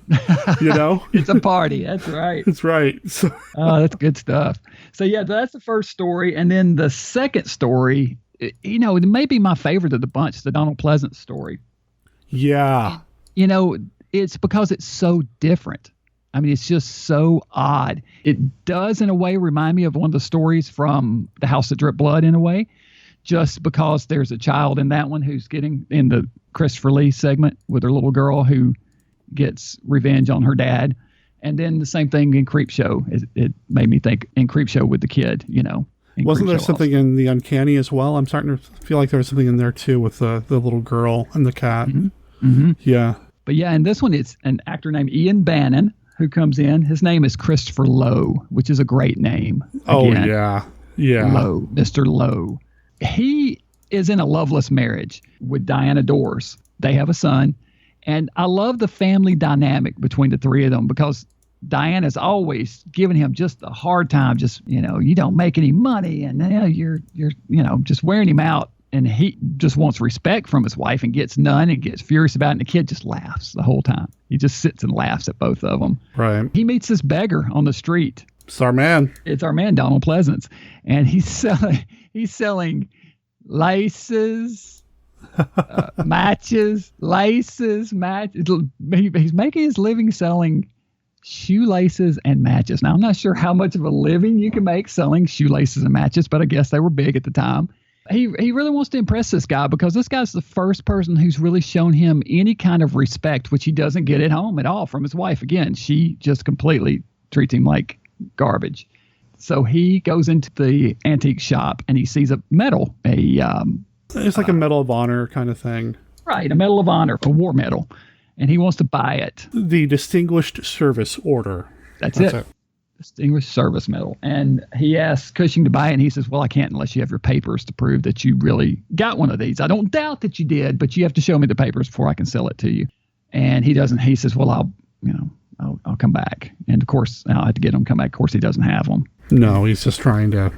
Cushing intentionally turns his back on the guy and allows him the opportunity to lift the medal, which he does, and goes and shows it to the beggar. And he invites the man back to his apartment, the beggar does, and says, my daughter and I would love to have a distinguished gentleman such as yourself. Would be honored to have dinner with you. And he talks him into coming and having dinner with the two of them. And his daughter is played by his real life daughter, Angela Pleasance. And she looks exactly like her dad. I was going to say that. I didn't want to be mean, but yeah, when you first see her, you think, wait, oh, yeah, you know. And so she's one of the people on that Amicus House of Horrors disc that I talked about that they interview. And she even mentions something about it. She says, you know, it's the Pleasance eyes. I have those Pleasance eyes, you know, and it's in the eyes. I mean, she looks, those eyes are her dad's eyes. Exactly. She's not an unattractive woman. That said. No, not at all. But it's a weird thing because you've seen Donald Pleasance a million times in a million movies. And this is like, okay. It's just really off-putting in a way, you know, to see a female version of Donald Pleasance. Yeah. But I love that the two of them are in this together. And this was the first film that they appeared in together. And I think that's pretty cool that she got to play his daughter on screen as well. So Mr. Lowe winds up falling for Angela's character. Oh, and his name is Jim Underwood. That's his name, which I have a brother named Jimmy Underwood. So I find that pretty funny. Nice. Jim Underwood, and she is his daughter, Emily. So he winds up falling for Emily, and Jim conveniently leaves the apartment one night because he keeps coming over for dinner repeatedly, keeps coming back. And he conveniently leaves the two of them alone one night. And of course they wind up in bed together, and immediately you see that there's something going on because he wakes up. She's out of the bedroom, walks in the other room. She's got this big black candle burning, and she's made this effigy of his wife and pulls out a pin. And she's going to stab the effigy kind of like a voodoo doll. And yeah, it's some voodoo doll action here. Yeah. And so she's like, order me. You have to order me.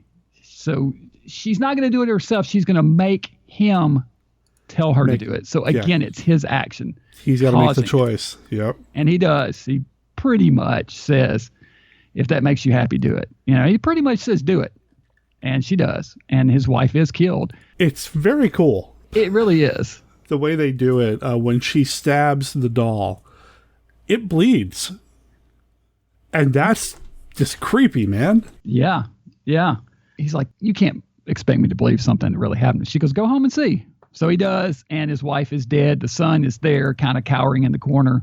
And there's I guess, a chime at the door. The door opens, and there are the Underwoods, dressed in black. They come into the room, and you hear the wedding march playing. It's like that escalated quickly, but okay. It escalated very quickly. Next scene, the two of them are getting married. Emily and our man Lo. The sun's in the background.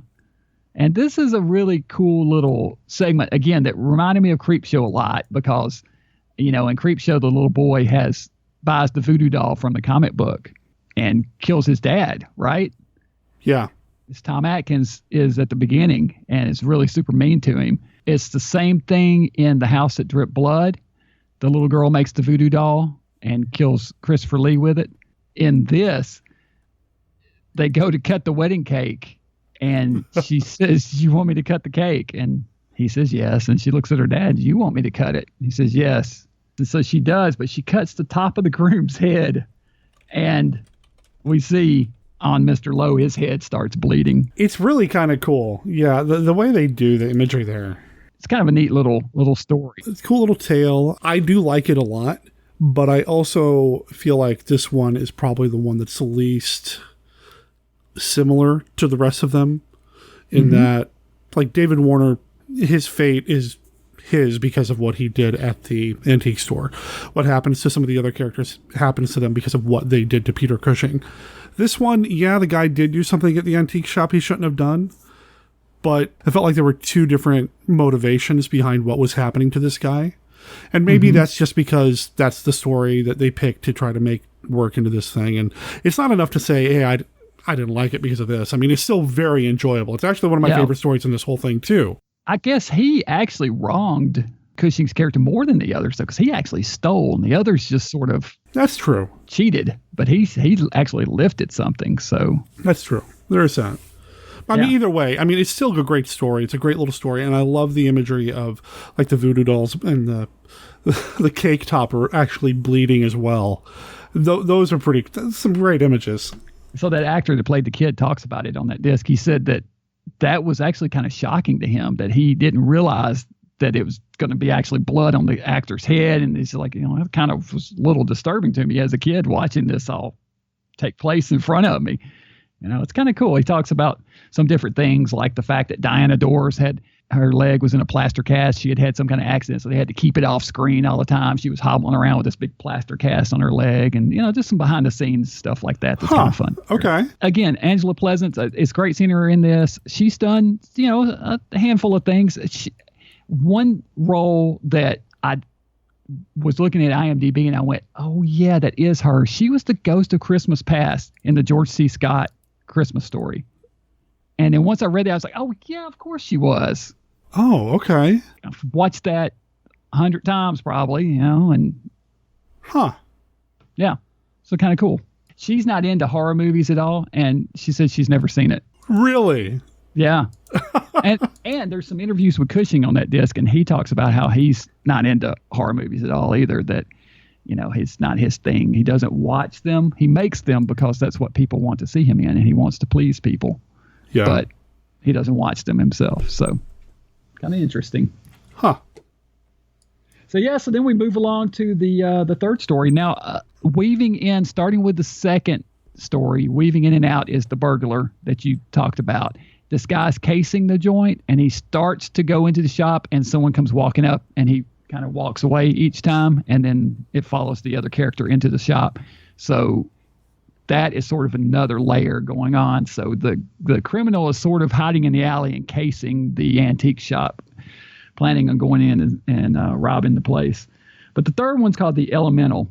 And this is Reggie Warren, who is a man that's going in to buy a snuff box. And he has a real nice silver one, and he sees the price tag in it, and he pulls it out, and he switches it with a different snuff box.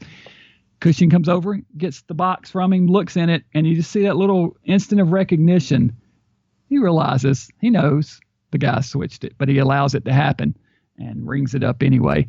And did you notice props playing with all the stuff? I mean, he could go wild in this store. Are you kidding? The minute that the movie started and I saw Peter Cushing's working in an antique shop, he had a field day. he comes out in this segment carrying an alligator, a stuffed alligator for some reason. I'm like, that was not in the script. He just grabbed that and worked. This is a nice piece here. He just totally grabbed that and worked it in there. That was. Oh man, hot props Cushing, man. He loved just having something to do in his hands. What, listeners, if you haven't picked up on this, whenever you watch a Peter Cushing film, it doesn't matter what it is. I don't know if he does it in Star Wars, but anything else, watch his hands, because he can't not fidget with something. I mean, even right down to I think my favorite instance of this is in the Abominable Snowman, when he's talking at one point and he just casually pulls out this claw from some animal, and then a nail file, and just starts filing it as he says, come on. It makes no sense. It's not even in the script, but it's one of those things that he did to give his characters personality and life, and I love it. Sometimes it's a little distracting because I find myself watching his hands more than anything else in the movie, but it's just wonderful. And when he saw that stuffed alligator, he's like, yep, that's the one. I'm taking that. Yeah, so he's carrying this stuffed alligator, but this one, the character winds up riding a train, and he sits across from this old lady who is a medium, and she says, "You've got an elemental on your shoulder." And he's like, "What?" She says, "Right there, and it's a nasty one." So he picked up this invisible creature from the shop on his shoulder, and it's feeding on his life force, and it's reminded me of the Steven Spielberg, Tobe Hooper directed 80s ghost thing. Poltergeist, thank you. It kind of reminded me of Poltergeist a little bit, with the woman who is the medium. Okay. Yeah, yeah, I could see that. Yeah, a little Poltergeist vibe going. But she gives him her business card and says, "Call me. You're going to need this. Hang on to it." And he takes it. He does keep it, to his credit. But later that night, I love it, things start happening. The elemental is especially attracted to his wife and slaps her and scratches her and then chokes her in bed. First it's holding her hand, and then it starts choking her, and she thinks it's him, but then they realize very quickly that something else is going on. So they bring this medium in to try to cleanse the house. She does look a lot like Zelda Rubinstein. She does make me think of her a lot. The actress is Margaret Leighton, who I don't really know much about, but again, she's one of these actresses, much like Diana Dors. If you go and look her up on the internet, try to find a little bit more about her. She was quite the looker when she was younger. It makes me want to learn a little bit more about her career. It looks like she did a lot, and I love her in this. I mean, she's got that quirky, like you said, Rubinstein kind of performance. I wonder if maybe some inspiration was pulled from that. I don't know. Very, very likely. Very likely. Stolen, don't steal from Cushing. Right. So, that's right.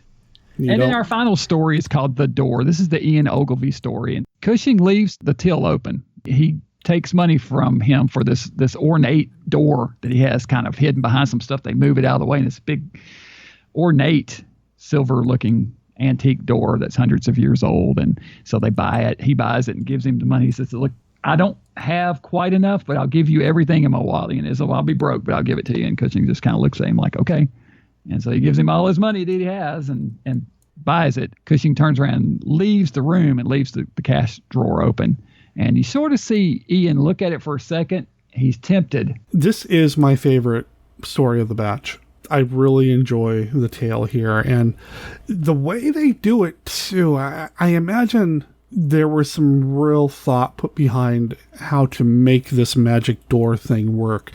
The guy gets the door, brings it into his, his home office, his home study area, and uses it to be the door for like a closet, it seems like, or like a storage area. But when you open it, it's not the closet or storage area anymore. It's not a bunch of shelves with papers and such. It's this other room, this other realm. And it's just really neat the way they will sometimes show the storage area with the shelves and the papers and all that, close the door, open the door again, and now there's this other realm, and they do it all in one shot. Yeah. And that to me was pretty darn neat. It's pretty cool.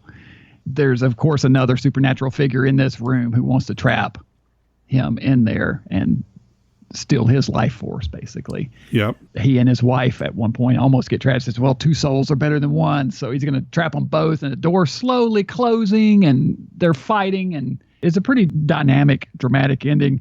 Again, this isn't a standard archetype monster that you would see anywhere. This is something that's its own creature, and I appreciate that. Yeah, I think Amicus was trying real hard to have their own beasties, their own monsters, and probably because of the source material they were pulling from. I half expected the door to bleed. I was watching for the door to bleed, because she does a number on it with an axe. Well, he does. Yeah. Or is it, well, either one. It's just the way they kind of pulp it is. Yeah, I think she starts it and then he finishes it off hacking at the latches on the, where it's actually the hinges of where it's attached. The way it ends is just really neat. I keep saying the word neat and cool, but it's neatly wrapped up. I love that. And then we get our final wraparound with the burglar. He finally comes in. He's gonna rob Cushing, but it doesn't quite work out the way he thinks. He just gives the guy the guns. Right. And this is where we see that Cushing is really some kind of supernatural entity himself. That the entire shop is a supernatural place. Yeah. I could even see going so far as the shop appears and disappears maybe in the future if you were to want to go there. That would totally make sense too. Like it appeared to tempt people and then it just disappears like it's an otherworldly thing. But if you be good enough, you will survive. Do not succumb to Temptations Limited. Right. Don't let your children go in this place and play unattended, okay? Because that could end badly. Yeah. It's a short and sweet little movie, easy to watch. I like all the stories. I think they're fun, and the cast is fantastic. The music is really good in it again. Like you were talking about, Douglas Gambley. I wrote down that this guy, he did score a lot of the Amicus films. Yep. He did Tales from the Crypt, Asylum, Vault of Horror, and Now the Screaming Starts, Madhouse, The Beast Must Die, and the segment in the Monster Club, the Shadmock segment.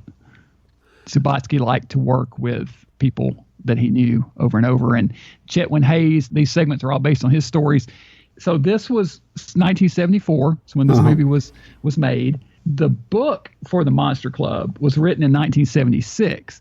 In the book, there's a character whose name is an anagram of Kevin Connor, the director of this movie. It was done as a tribute to him. Oh, that's cool. And then taking it further, in the Monster Club movie, there's a character whose name is an anagram of Milton Subotsky.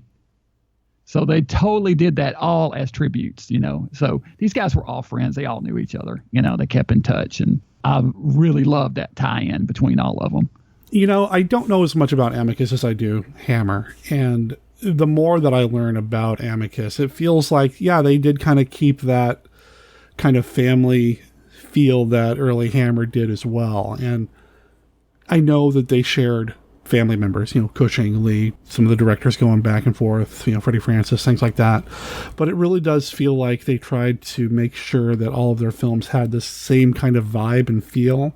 I love all their portmanteau stuff. Somebody in the Facebook group, the Monster Kid Radio Facebook group, said that they like to think that Peter Cushing's proprietor in From Beyond the Grave is just another incarnation of Dr. Terror. That's interesting. He's kind of doing the same thing, just a different way, a different incarnation of it, which, I love the idea of there being this grander Amicus universe thing going on. Where you better not do anything wrong because something bad's going to happen to you if it does. Yeah, that's pretty cool. No, I like it. The Amicus movies are interesting in that they're definitely rivals to Hammer, but they're very much their own thing. Yep. They're not as much overt sexuality. There is violence and there is blood from time to time, but it's certainly not as heavily emphasized as with the Hammer stuff, I don't think. Amicus itself, of course, being the Milton Subotsky and Max Rosenberg creation, the two of them, the name means friend in Latin.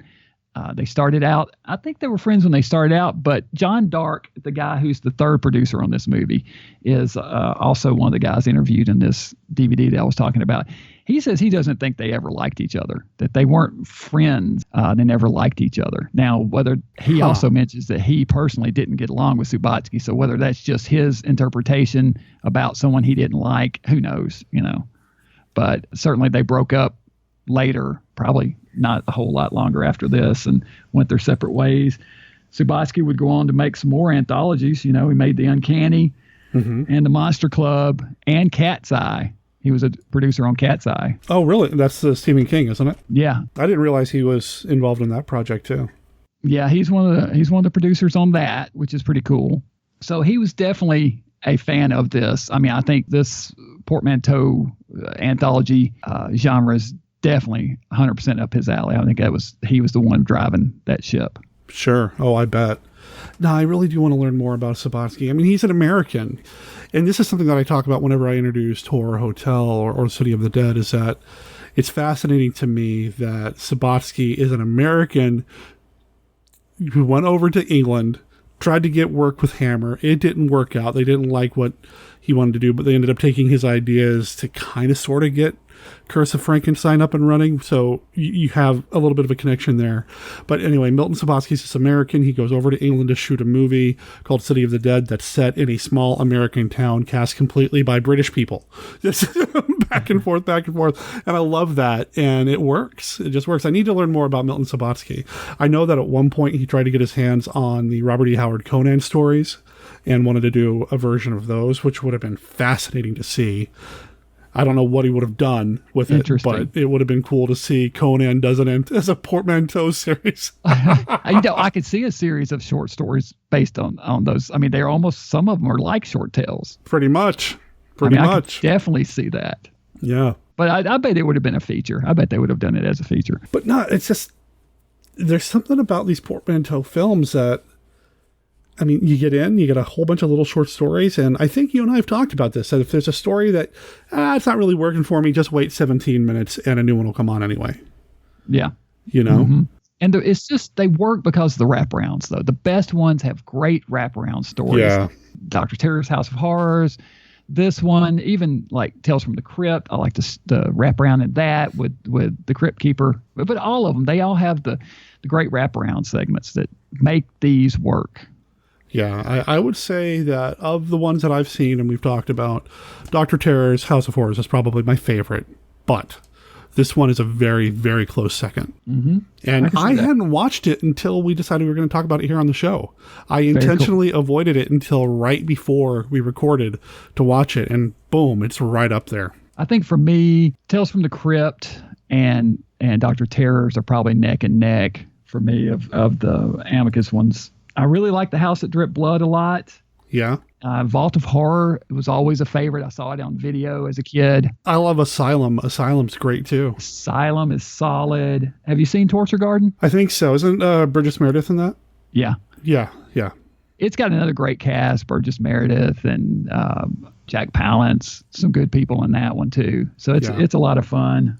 So yeah, all of them have their strong point. I mean, there's not a bad one in the batch. There really isn't. And even if there is one that doesn't really hit you just right, again, just wait a handful of minutes and a new story will come on anyway. Monster Club might actually be my favorite of all of them. Oh, that's true. Yeah. I can't even think about that movie without hearing that now, and that's your fault. You know that, right? Totally, of course. So when I interviewed the lead singer of the band that did that song, I should have asked him why Monsters Rule Okay. Where'd that come from? But I did not. I should have asked him. Monsters Rule Okay. Can you still maybe do a follow-up with him? Ask him. I'll email him. See if I can figure that out. So that was for an article, an interview that ran in Scary Monsters magazine. Do you remember when that came out? I do not. Maybe 4 issues ago, maybe. Yeah, it's not too long ago. You still have the column in Scary Monsters. I'm glad. Here, look at this segue, huh? Yeah. So things that you're up to that people can follow up with you with. You've got a monthly column in Scary Monsters magazine. It's been going for a long time. Won a Rondo, right? Yes, I've actually won the last 3 years in a row, believe it or not. You don't have to rub it in, man. I only have one. Come on. I've got Rondo envy over here. Come on. Rondo envy. Wait, but you won that coveted multimedia category. I'll tell you what, that's got to be probably the most highly contested category in the whole thing. I mean, that one, it's a catch-all for so many different, you got podcasts, you got video shows, you've got, there's all kinds of multimedia things involved. Yeah, and I know. Some of the people you're up against, have huge viewerships, I know. So it's a well-deserved win for you. Well, sure. I appreciate that. And I wasn't trying to dovetail this into, a Rondo thing, but yeah, I know. No, but your column, well deserving of the Rondos. And you've got what, now 4 Rondos? Is that right? I have 7. Oh, look at you. I have 7 Rondos. Yeah. Uh-huh. Well, but the last 3 for the column, which is great. Oh man. Okay. So yeah, you've got the multiple Rondo winning column in Scary Monsters. Do we want to talk about the movie that might be coming out sometime next year? Sure. Yeah. It's a Dr. Gangrene anthology. It's going to be called Tales from Parts Unknown. It's a portmanteau anthology film, much like the one we just talked about. It is hosted, starring, whatever, Dr. Gangrene, and it's directed by Cameron McCaslin, who directs my TV show. The plan is to be out in the spring. It was going to be out this year. We ran into some production delays and decided that we wanted to wait to release it in the spring because the plan all along was to play this at some drive-ins and talk to theater owners, and they're on board with it. But since we could look like we weren't going to make it in time before they close for the fall, rather than rush to put it out, we'd rather put it out when we can play it at the drive-in. So we're going to wait till the spring, take our time, get everything exactly the way we want. Tales from Parts Unknown is the title of the anthology of short stories that I put out that was about 2-3 years ago now. It's in 2013, believe it or not. So it's been longer ago than I thought. I guess it came out in 2014. So, 5 years ago. But it's a couple of the stories are from that book. Some of them are new, but most written by me, one by Cameron. That should be coming out in the spring. I'm really looking forward to finally having this project done. We've talked about it a couple of times on Monster Kid Radio here. Yeah, it's come up a couple of times, and I'm glad that you guys are taking your time to make it, what you want it to be. Yeah. It's tempting, I know, as a creative myself, to just kind of put something out and be like, okay, it's moving on to the next one. You guys have let this one brew for a while, and much like a good cup of coffee, sometimes it takes a little while to brew. It's fine. Let's hope we didn't leave it on the burner too long, so it gets that burned, undrinkable taste. No, man, come on. And some of the shorts that are making their way into this portmanteau film, I've seen Talipo. Didn't that win a Rondo? It did win a Rondo, yeah. Speaking of which. That's one of the ones that I have a Rondo for, actually. Yeah.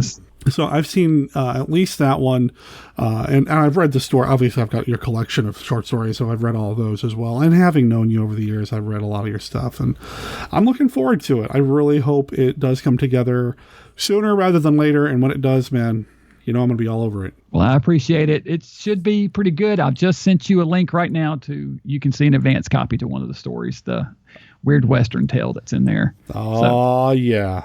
There you go, listeners. Jealous yet? Fantastic. Anything else coming up for you these days that we want to talk about? Wrapping up it should be wrapped up by the time this airs. New show, the 4 episodes. That's been going on a lot, doing personal appearances in October, which is a lot of fun.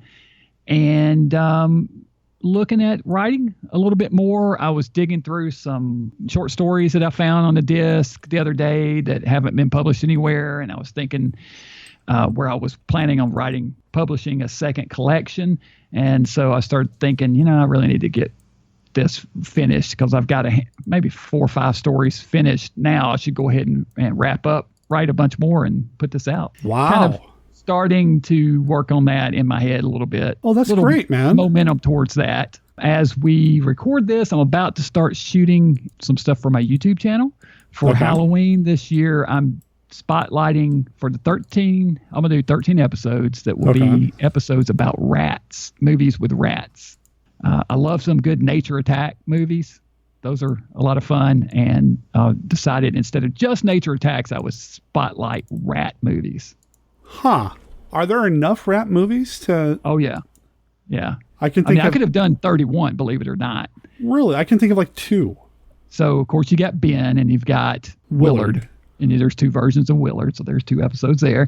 But, there are so many. I count Nosferatu as a rat movie. So we're talking about that. What about Food of the Gods? Would that be one? Food of the Gods 2. I just watched the sequel the other day, which is really weird, set in an urban setting. So that one is weird. Yeah, it's nowhere near as good, but it's interesting.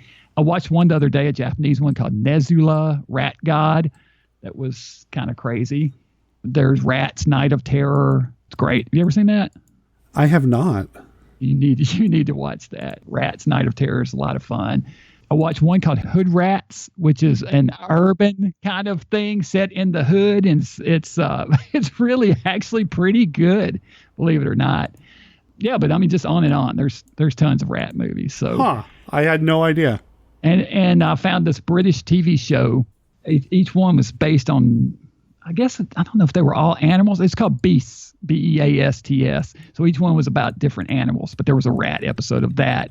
It was really interesting because you never saw the rats, but it was all done like a stage play. It was with kind of one shot, a lot of times steady, shot with just the actors on talking about the terror of being surrounded by hordes of rats, and you hear them in the walls and eating through things. And wow. Really, it's on YouTube. It's really good. It's called Beasts. Yeah. Okay. So talking about rats. All right then. All righty then. Why rats? I don't know. I could have done bats just as easily, or snakes, or sharks, or you name it. Yeti, could have been anything, but I decided to focus on the little furry red-eyed guys. So fair enough. Well, I'll make sure there's links in the show notes. What's the name of the YouTube channel? Dr. Gangrene. There you go. Look it up. Real easy to find. Let's get you back on the show sooner rather than later. There's some more Amicus movies you got to talk about, man. Yeah, man, let's do it. I don't know which one you want to do next. Maybe I wouldn't mind dipping into Asylum again. I haven't seen that in a while. Asylum, yeah, that'd be good. That one's got a cool twist to it. So yeah. We'll talk about that. All right. Takes place in a madhouse. There you go. Let's do that. And then, of course, we got to do the House of Drip Blood at some point, too, because I know you've hosted that one before. I actually have a copy of it that you've hosted here. So, yeah, we got to do that one, too. That was one of my favorite horror host moments because I had mentioned to my producer, I noticed ahead of time, I was looking ahead at the calendar, and I noticed we were going to be broadcasting on Peter Cushing's birthday. And I said, if there's any way we could get this, he and Christopher Lee are just a day apart, and this movie stars both of them. And our show actually ran into the next day. So it actually broadcast on both their birthdays. But I said, if you ever see this movie, let me know. And sure enough, it popped up on the list. He goes, Larry, you're not going to believe what popped up on our list of movies available. I went, what? He goes, The House of Drip Blood. Are you kidding me? That's great. I was so ecstatic. I don't know. There it was. So there you go. Very cool, man. Well, before I let you go, there's something that we normally do at the top of the show that we didn't do. Got to play the Classic 5 with you, man. Man, sounds good. Your card deck looks great, by the way. I know I said that when I saw them in person, but they're very, very well made, very professional. Oh, thanks, man. Yeah, no, I appreciate that. I have a lot of fun with the deck, and there will eventually be more. I'm working on a new set, and I got to put out the... let's see, I've got a kaiju set I've got to put out. I'm not going to ask any kaiju questions, don't worry. I've got a kaiju set. Just because I don't know them. That's why okay. I always say don't put them in there, is because I'm just not that familiar with them. Man, I know my audience, man. One of my favorite movies as a kid was Godzilla versus Megalon, though. That was first horror movie probably I saw in the theater. So wow, that's a fun one. Yeah, that's probably my favorite Godzilla. That's my favorite era. You know, I think that 70s kind of almost cartoony Godzilla is just, that's fun. Well, that's a fun era. Godzilla versus Megalon has Jet Jaguar, so I'm all in there. Exactly. I love Jet Jaguar. I named my fantasy football team the Jet Jaguars. Did you really? Yeah, I did. That's awesome. Well, we'll skip any kaiju cards because I've got some other ones that I want to run by you anyway. So the classic 5, it's the deck of cards here. 5 questions we're going to pull here and ask you some movie questions. Which movie do you prefer, this or that? It's not trivia. It's just kind of a conversation starter. And as if you couldn't tell, Larry and I really don't have a problem starting conversations with each other. But still, it's always fun. You ready to play? Yes. All right, here we go. Card number 1. What's your favorite Mario Bava film, Black Sunday or Black Sabbath? Black Sabbath. Yeah. Our anthology, baby, yes. Do you believe in ghosts? This is the night when fear and horror walk hand in hand. This is Black Sabbath. Starring the incomparable Boris Karloff, the personable Mark Damon, and lush and lovely women, even though one is from the netherworld, a vampire, a Vurdalak. Black Sabbath. As a matter of fact, the Belcourt had asked me for our 12 Hours of Terror if I knew any older anthology films that were legitimately creepy. Yeah? I said, well, yeah, man. Black Sabbath would fit that perfectly. I don't think they got it, but I mean, if they could have, that would have been a good one to show. And Boris Karloff, man. That's the Vurdalak. The Vurdalak. It's so cool. Yes. Like the closest he ever came to playing a vampire. It's great. And he is a vampire in it. Yeah, you know, pretty much. Pretty much. Yeah. I have been going through what we've been doing lately. My son and I are going through all the Thriller episodes in order. Oh, watching nice. them all. So we haven't gotten to where, you know, there's still thrillers at this point, any of the horror stuff yet. We're just on disc 1. But I love that series so much. It's great. Last year for the Halloween virtual crash, we showed the Thriller version of Pigeons from Hell. I mean, it's just so good. So good. It is. I mean, that anthology series is the closest to a live action Weird Tales magazine of any of them. Yeah. And you know, they used a lot of Weird Tales source material, and I think some of it was even written by some of the Weird Tales folks, or certainly based on Algernon Blackwood and Robert Howard, and you know, I don't know if there was ever a Lovecraft, but there were definitely Clark Ashton Smith. I think there was one in there from him, and you know, different ones. So yeah, I mean, it's good stuff. It really is good stuff. It's amazing. So yeah, okay, cool. All right, card number 2. In your mind, what's the most underrated classic werewolf film? Underrated classic werewolf film. Well, underrated, and what is a classic? I mean, I guess you got that's up to you to decide. Determine what a classic is. I mean, in my mind, what is the most underrated werewolf film? So Frankenstein meets the Wolfman is what comes to mind, but it's not really underrated. I think people rate that pretty highly. Let's say The Hideous Sun Demon. Because A man who loved with fierce, demanding passion.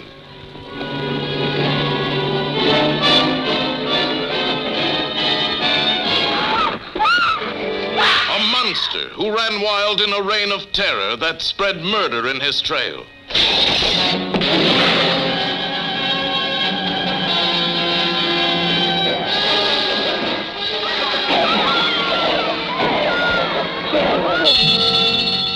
The thing that went wrong in the secret atomic laboratory afflicted him with the most hideous curse ever visited on man, forcing him to cower in the darkness like a hunted animal. For one touch of the sun's bright rays transformed him into the reptilian Jekyll and Hyde monstrosity who couldn't control his lust to kill. It is a werewolf movie. I mean, it really is. But it does the twist of he changes during the daytime. And I love that movie so much. It is so underrated. It's a great movie. It really is. It really is. And you're right. It does have, I guess it is structured like a werewolf film. You're absolutely right. Yeah. Huh. The blaze of the noonday sun Turns him into a hideous beast. I love that. Yeah. So cool. All right. Cool. All right, card number 3. What 4 monsters would be on your Mount Rushmore of monsters? Frankenstein, Wolfman, probably Mummy. It's always that 4th one. And no Dracula? Dracula, absolutely. Okay. Frankenstein, Dracula. Yeah, Frankenstein, Dracula, Wolfman, Mummy, I guess. Yeah. Okay. Yeah, went blank on Dracula for a second. Dracula has to be up there, of course. Frankenstein, Dracula, Wolfman. Those are top 3. And then that 4th one, though, Mummy, I could see going with Phantom of the Opera there just as easily. I love Phantom. I bought at a costume shop in Louisville just this last week. I bought some die cuts of some Universal monster faces, and they had the Lon Chaney Phantom in there, which is interesting because Universal ignores that movie. It's not on any of the box sets. They almost act like, and I think it's because it's public domain and they don't want to even dabble in any rights issues at all, but they almost act like it's not part of their pantheon when really it's the greatest of all the Phantom movies. That makeup is just phenomenal. So, I mean, anyway. It's legendary, and I think you're right. I think when Universal is trying to fill out something, they include Phantom, but very rarely do you see it mentioned by them in the same breath as Dracula and Frankenstein and the like. So yeah, when they do include something, it's usually the Claude Rains version, which is cool, but sure, it's not. It's not Lon Chaney. All right, let's see. 4th question, 4th card. What classic monster movie is a must-watch for you on Halloween? Oh, Frankenstein. Oh, it's alive! It's alive! It's alive! It's alive!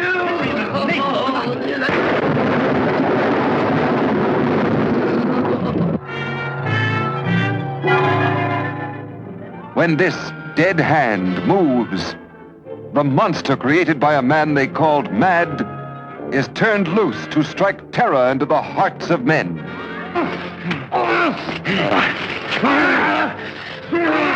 To shock women into uncontrolled hysteria. Elizabeth!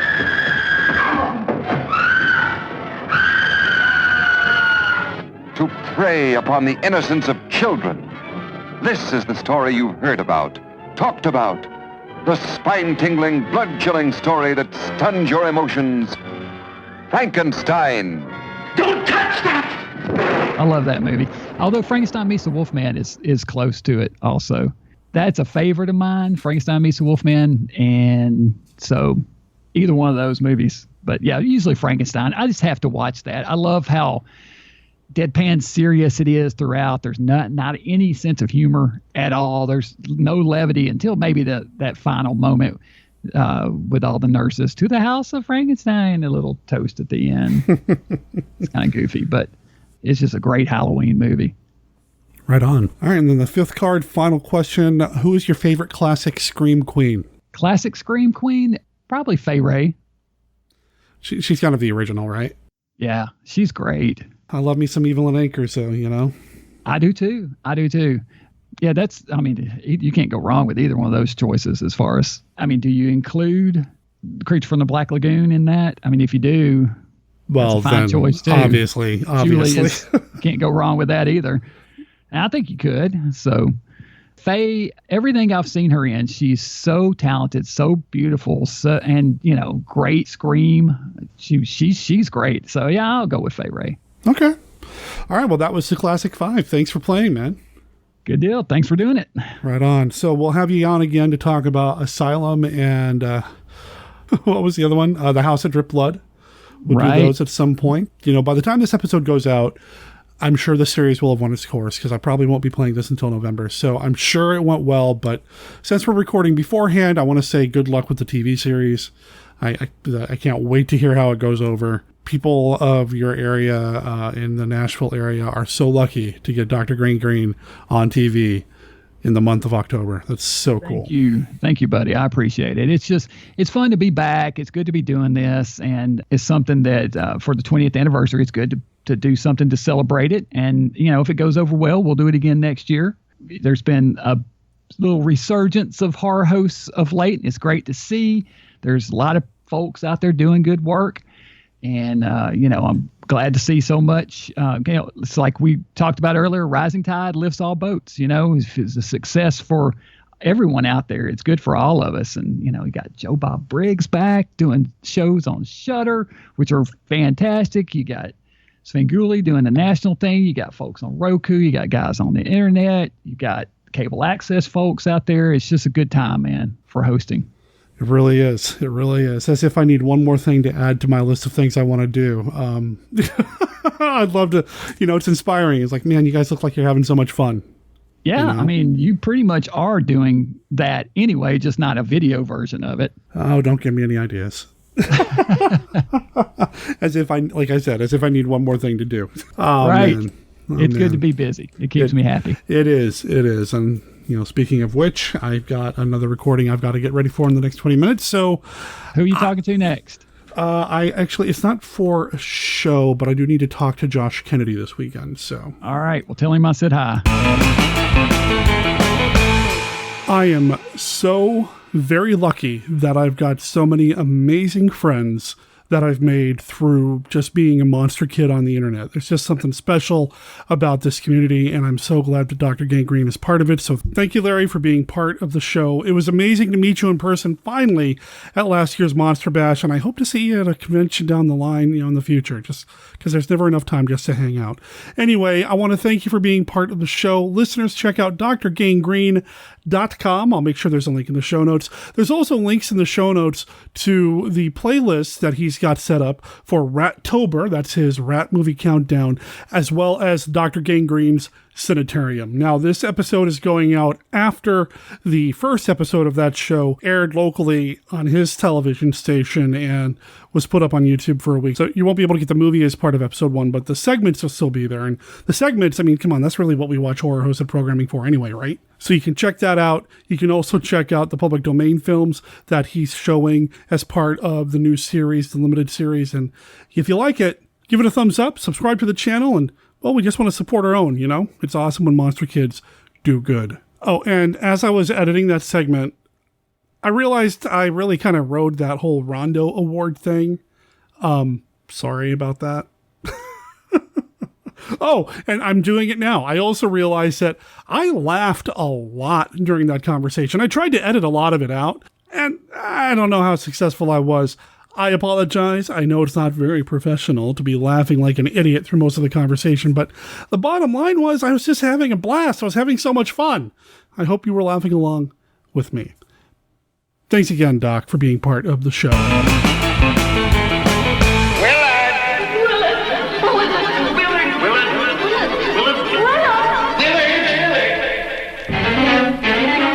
Willard is the story of a boy with some very unusual friends. Look at the rats. Willard takes good care of them. Yes. Look at the rats. And they will do anything for Willard. Tear them up! No, Willard! No, Willard! No!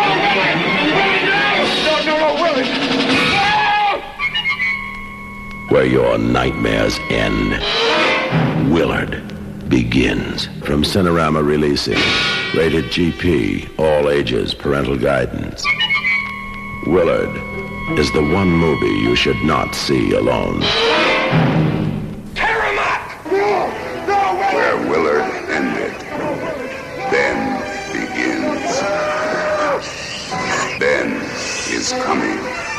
And this time, he's not alone. There's millions of them. They're eating us alive down there. Ben and his army of rats are on the way. Rated PG. Parental guidance suggested.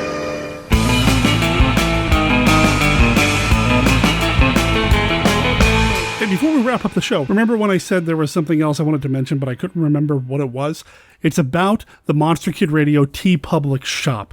Now, I want to say thank you to everybody who went in and bought their own Monster Kid Radio is a Spook Show t-shirt using the artwork that I used for last week's episode image. It's a t-shirt that you can get through TeePublic. There is a link to the TeePublic Monster Kid Radio shop in the show notes at monsterkidradio.net. But as soon as I posted that, so many of you went in and snatched up your own shirt. Now, I don't know if people have actually received their shirts yet. If you got one, I'd love to see it on you, man. Take a picture, send me a selfie. I'll put it on the page and let people check it out and see just how cool you are and how they can be cool like you by buying their own copy of the shirt. That came real close to over-promoting, didn't it? What I'm getting at is just I appreciate all the support because it supports the show. You know, I get a little bit of money per t-shirt sold, and it just really helps out. Also, there's a few other shirt designs that are relatively new that make great Halloween presents. Is that a thing? Maybe it is. You can give it out to people who are trick-or-treating. Give them the Trick-or-Treat and Chill red t-shirt. Or you can even pick up your own copy of the book that Vincent Price is reading in the Tingler Fright Effects Induced by Injection of Lysergic Acid LSD 25, a preliminary report. You can get your own copy of that as well. Again, link in the show notes to the TeePublic shop. I know next month is the month of Thanksgiving, but I'm in the Halloween spirit. The Halloween mood puts me in that mindset of wanting to thank everybody for helping me to kind of do my Halloween thing, 365. You know, it's always Halloween in my heart, you know? But it wouldn't be if I didn't have the amazing support of you guys and gals and the segments that keep coming in. You know, Kenny's Look at Famous Monsters of Filmland, and just a real quick comment on that. You know, at the beginning when he was kind of going through the different names and titles that Peter Cushing has, my personal favorite was Death's Deputy. Peter Cushing, Death's Deputy. I want to watch a TV series of that. You know, see him running into town and yeah, just sounded awesome. And Professor Frenzy's bedtime story, I love it when comic books kind of go that meta route in a clever way. That story sounded amazing. And then for Dr. Tongue, oh, wait a minute. Oh, okay, you know what? Here's his bit.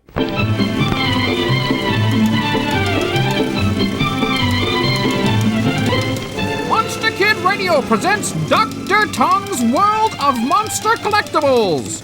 Spanning the globe looking for monster goo so you don't have to. Hey, all you kids out there in Monster Kid Radio Land. This is Mark Dr. Tongue Peterson saying, I got nothing. Have a great week. Really, Mark? Really? Actually, Mark was busy this past week recovering from a toy show that he did this past weekend. And from what I understand, he did pretty well, so awesome. But that didn't leave a lot of oomph for doing a segment this week, and that's okay. No big deal. If he does one for next week, I'll include it in the mix. And if not, well, we'll do it the week after that. Or the week after that. Or really, whatever works for Dr. Tongue. Despite there really not being a world of monster collectibles this week, I'll still make sure there's a link to Dr. Tongue's I Had That shop in the show notes over at monsterkidradio.net, where you can find links to everything else that I mentioned here in the show, including links to Amazon, where if you want to pick up copies of anything that you heard about in this episode of Monster Kid Radio, use those Amazon links because it really does help support the show. So the Disney comic books, the movie From Beyond the Grave, both the DVD and the Blu-ray, Dr. Gangrene's book, it's all there. If you're shopping at Amazon anyway, I'm trying to make it easy for you. And speaking of those comic books, again, big thanks to Tracey and Scott for having me be part of this big crossover that we did for the Dracula and Frankenstein a la Disney. That was a lot of fun. I've been wanting to collaborate with Disney Indiana for a while now. It's been too long since we've done kind of a back and forth crossover thing like that. So that was a real treat to make happen. Big thanks to Tracey and Scott for working their schedule around mine. There is usually a 3-hour time zone difference between the two of us. So trying to line things up when they're working and I'm not, and they've got a different work schedule than I'm used to, even bottom line, we beat the time zone, made it happen. And that was all because of Scott and Tracey. Check them out at DisneyIndiana.com for all of your Disney needs and to hear me talk about Donald Duck as Dr. Frankenstein with Scott and Tracey. There's a sentence that I never thought I would say. Anyway, You know what else is over at our website? Our contact information. You can email me at monsterkidradio@gmail.com, or you can call and leave us a voicemail at 503-479-5657. That's 503-479-5MKR. If you want to talk about anything you heard about in this episode of the podcast or any of the previous episodes, or you just want to talk about what's coming up for you on Halloween, you want to call in your own happy Halloween messages, well, that's how you do it, and I'll make sure you are included in a future episode of MKR. Speaking of the future, next week's episode, there will be an episode that goes out on Halloween. There's no way I'm missing a Halloween episode. I mean, come on. Really? No, come on. There will be an episode that comes out on Halloween Day. So if you're in a position to where you can listen to a podcast that day, it'll be there for you. If you're in a position to where you can actually watch something on your computer, smartphone, tablet, or maybe even your television, because you can get the Twitch app for Xbox and probably for PlayStation. I'm not really sure. I don't have a Sony PlayStation, but if you're in a position to be able to watch something, Halloween Day starting at 9 a.m. Pacific time, I'm going to be starting the 2019 Monster Kid Radio Halloween Monster Movie Marathon Watch-Along on Twitch. Go to twitch.tv/Monster Kid Radio.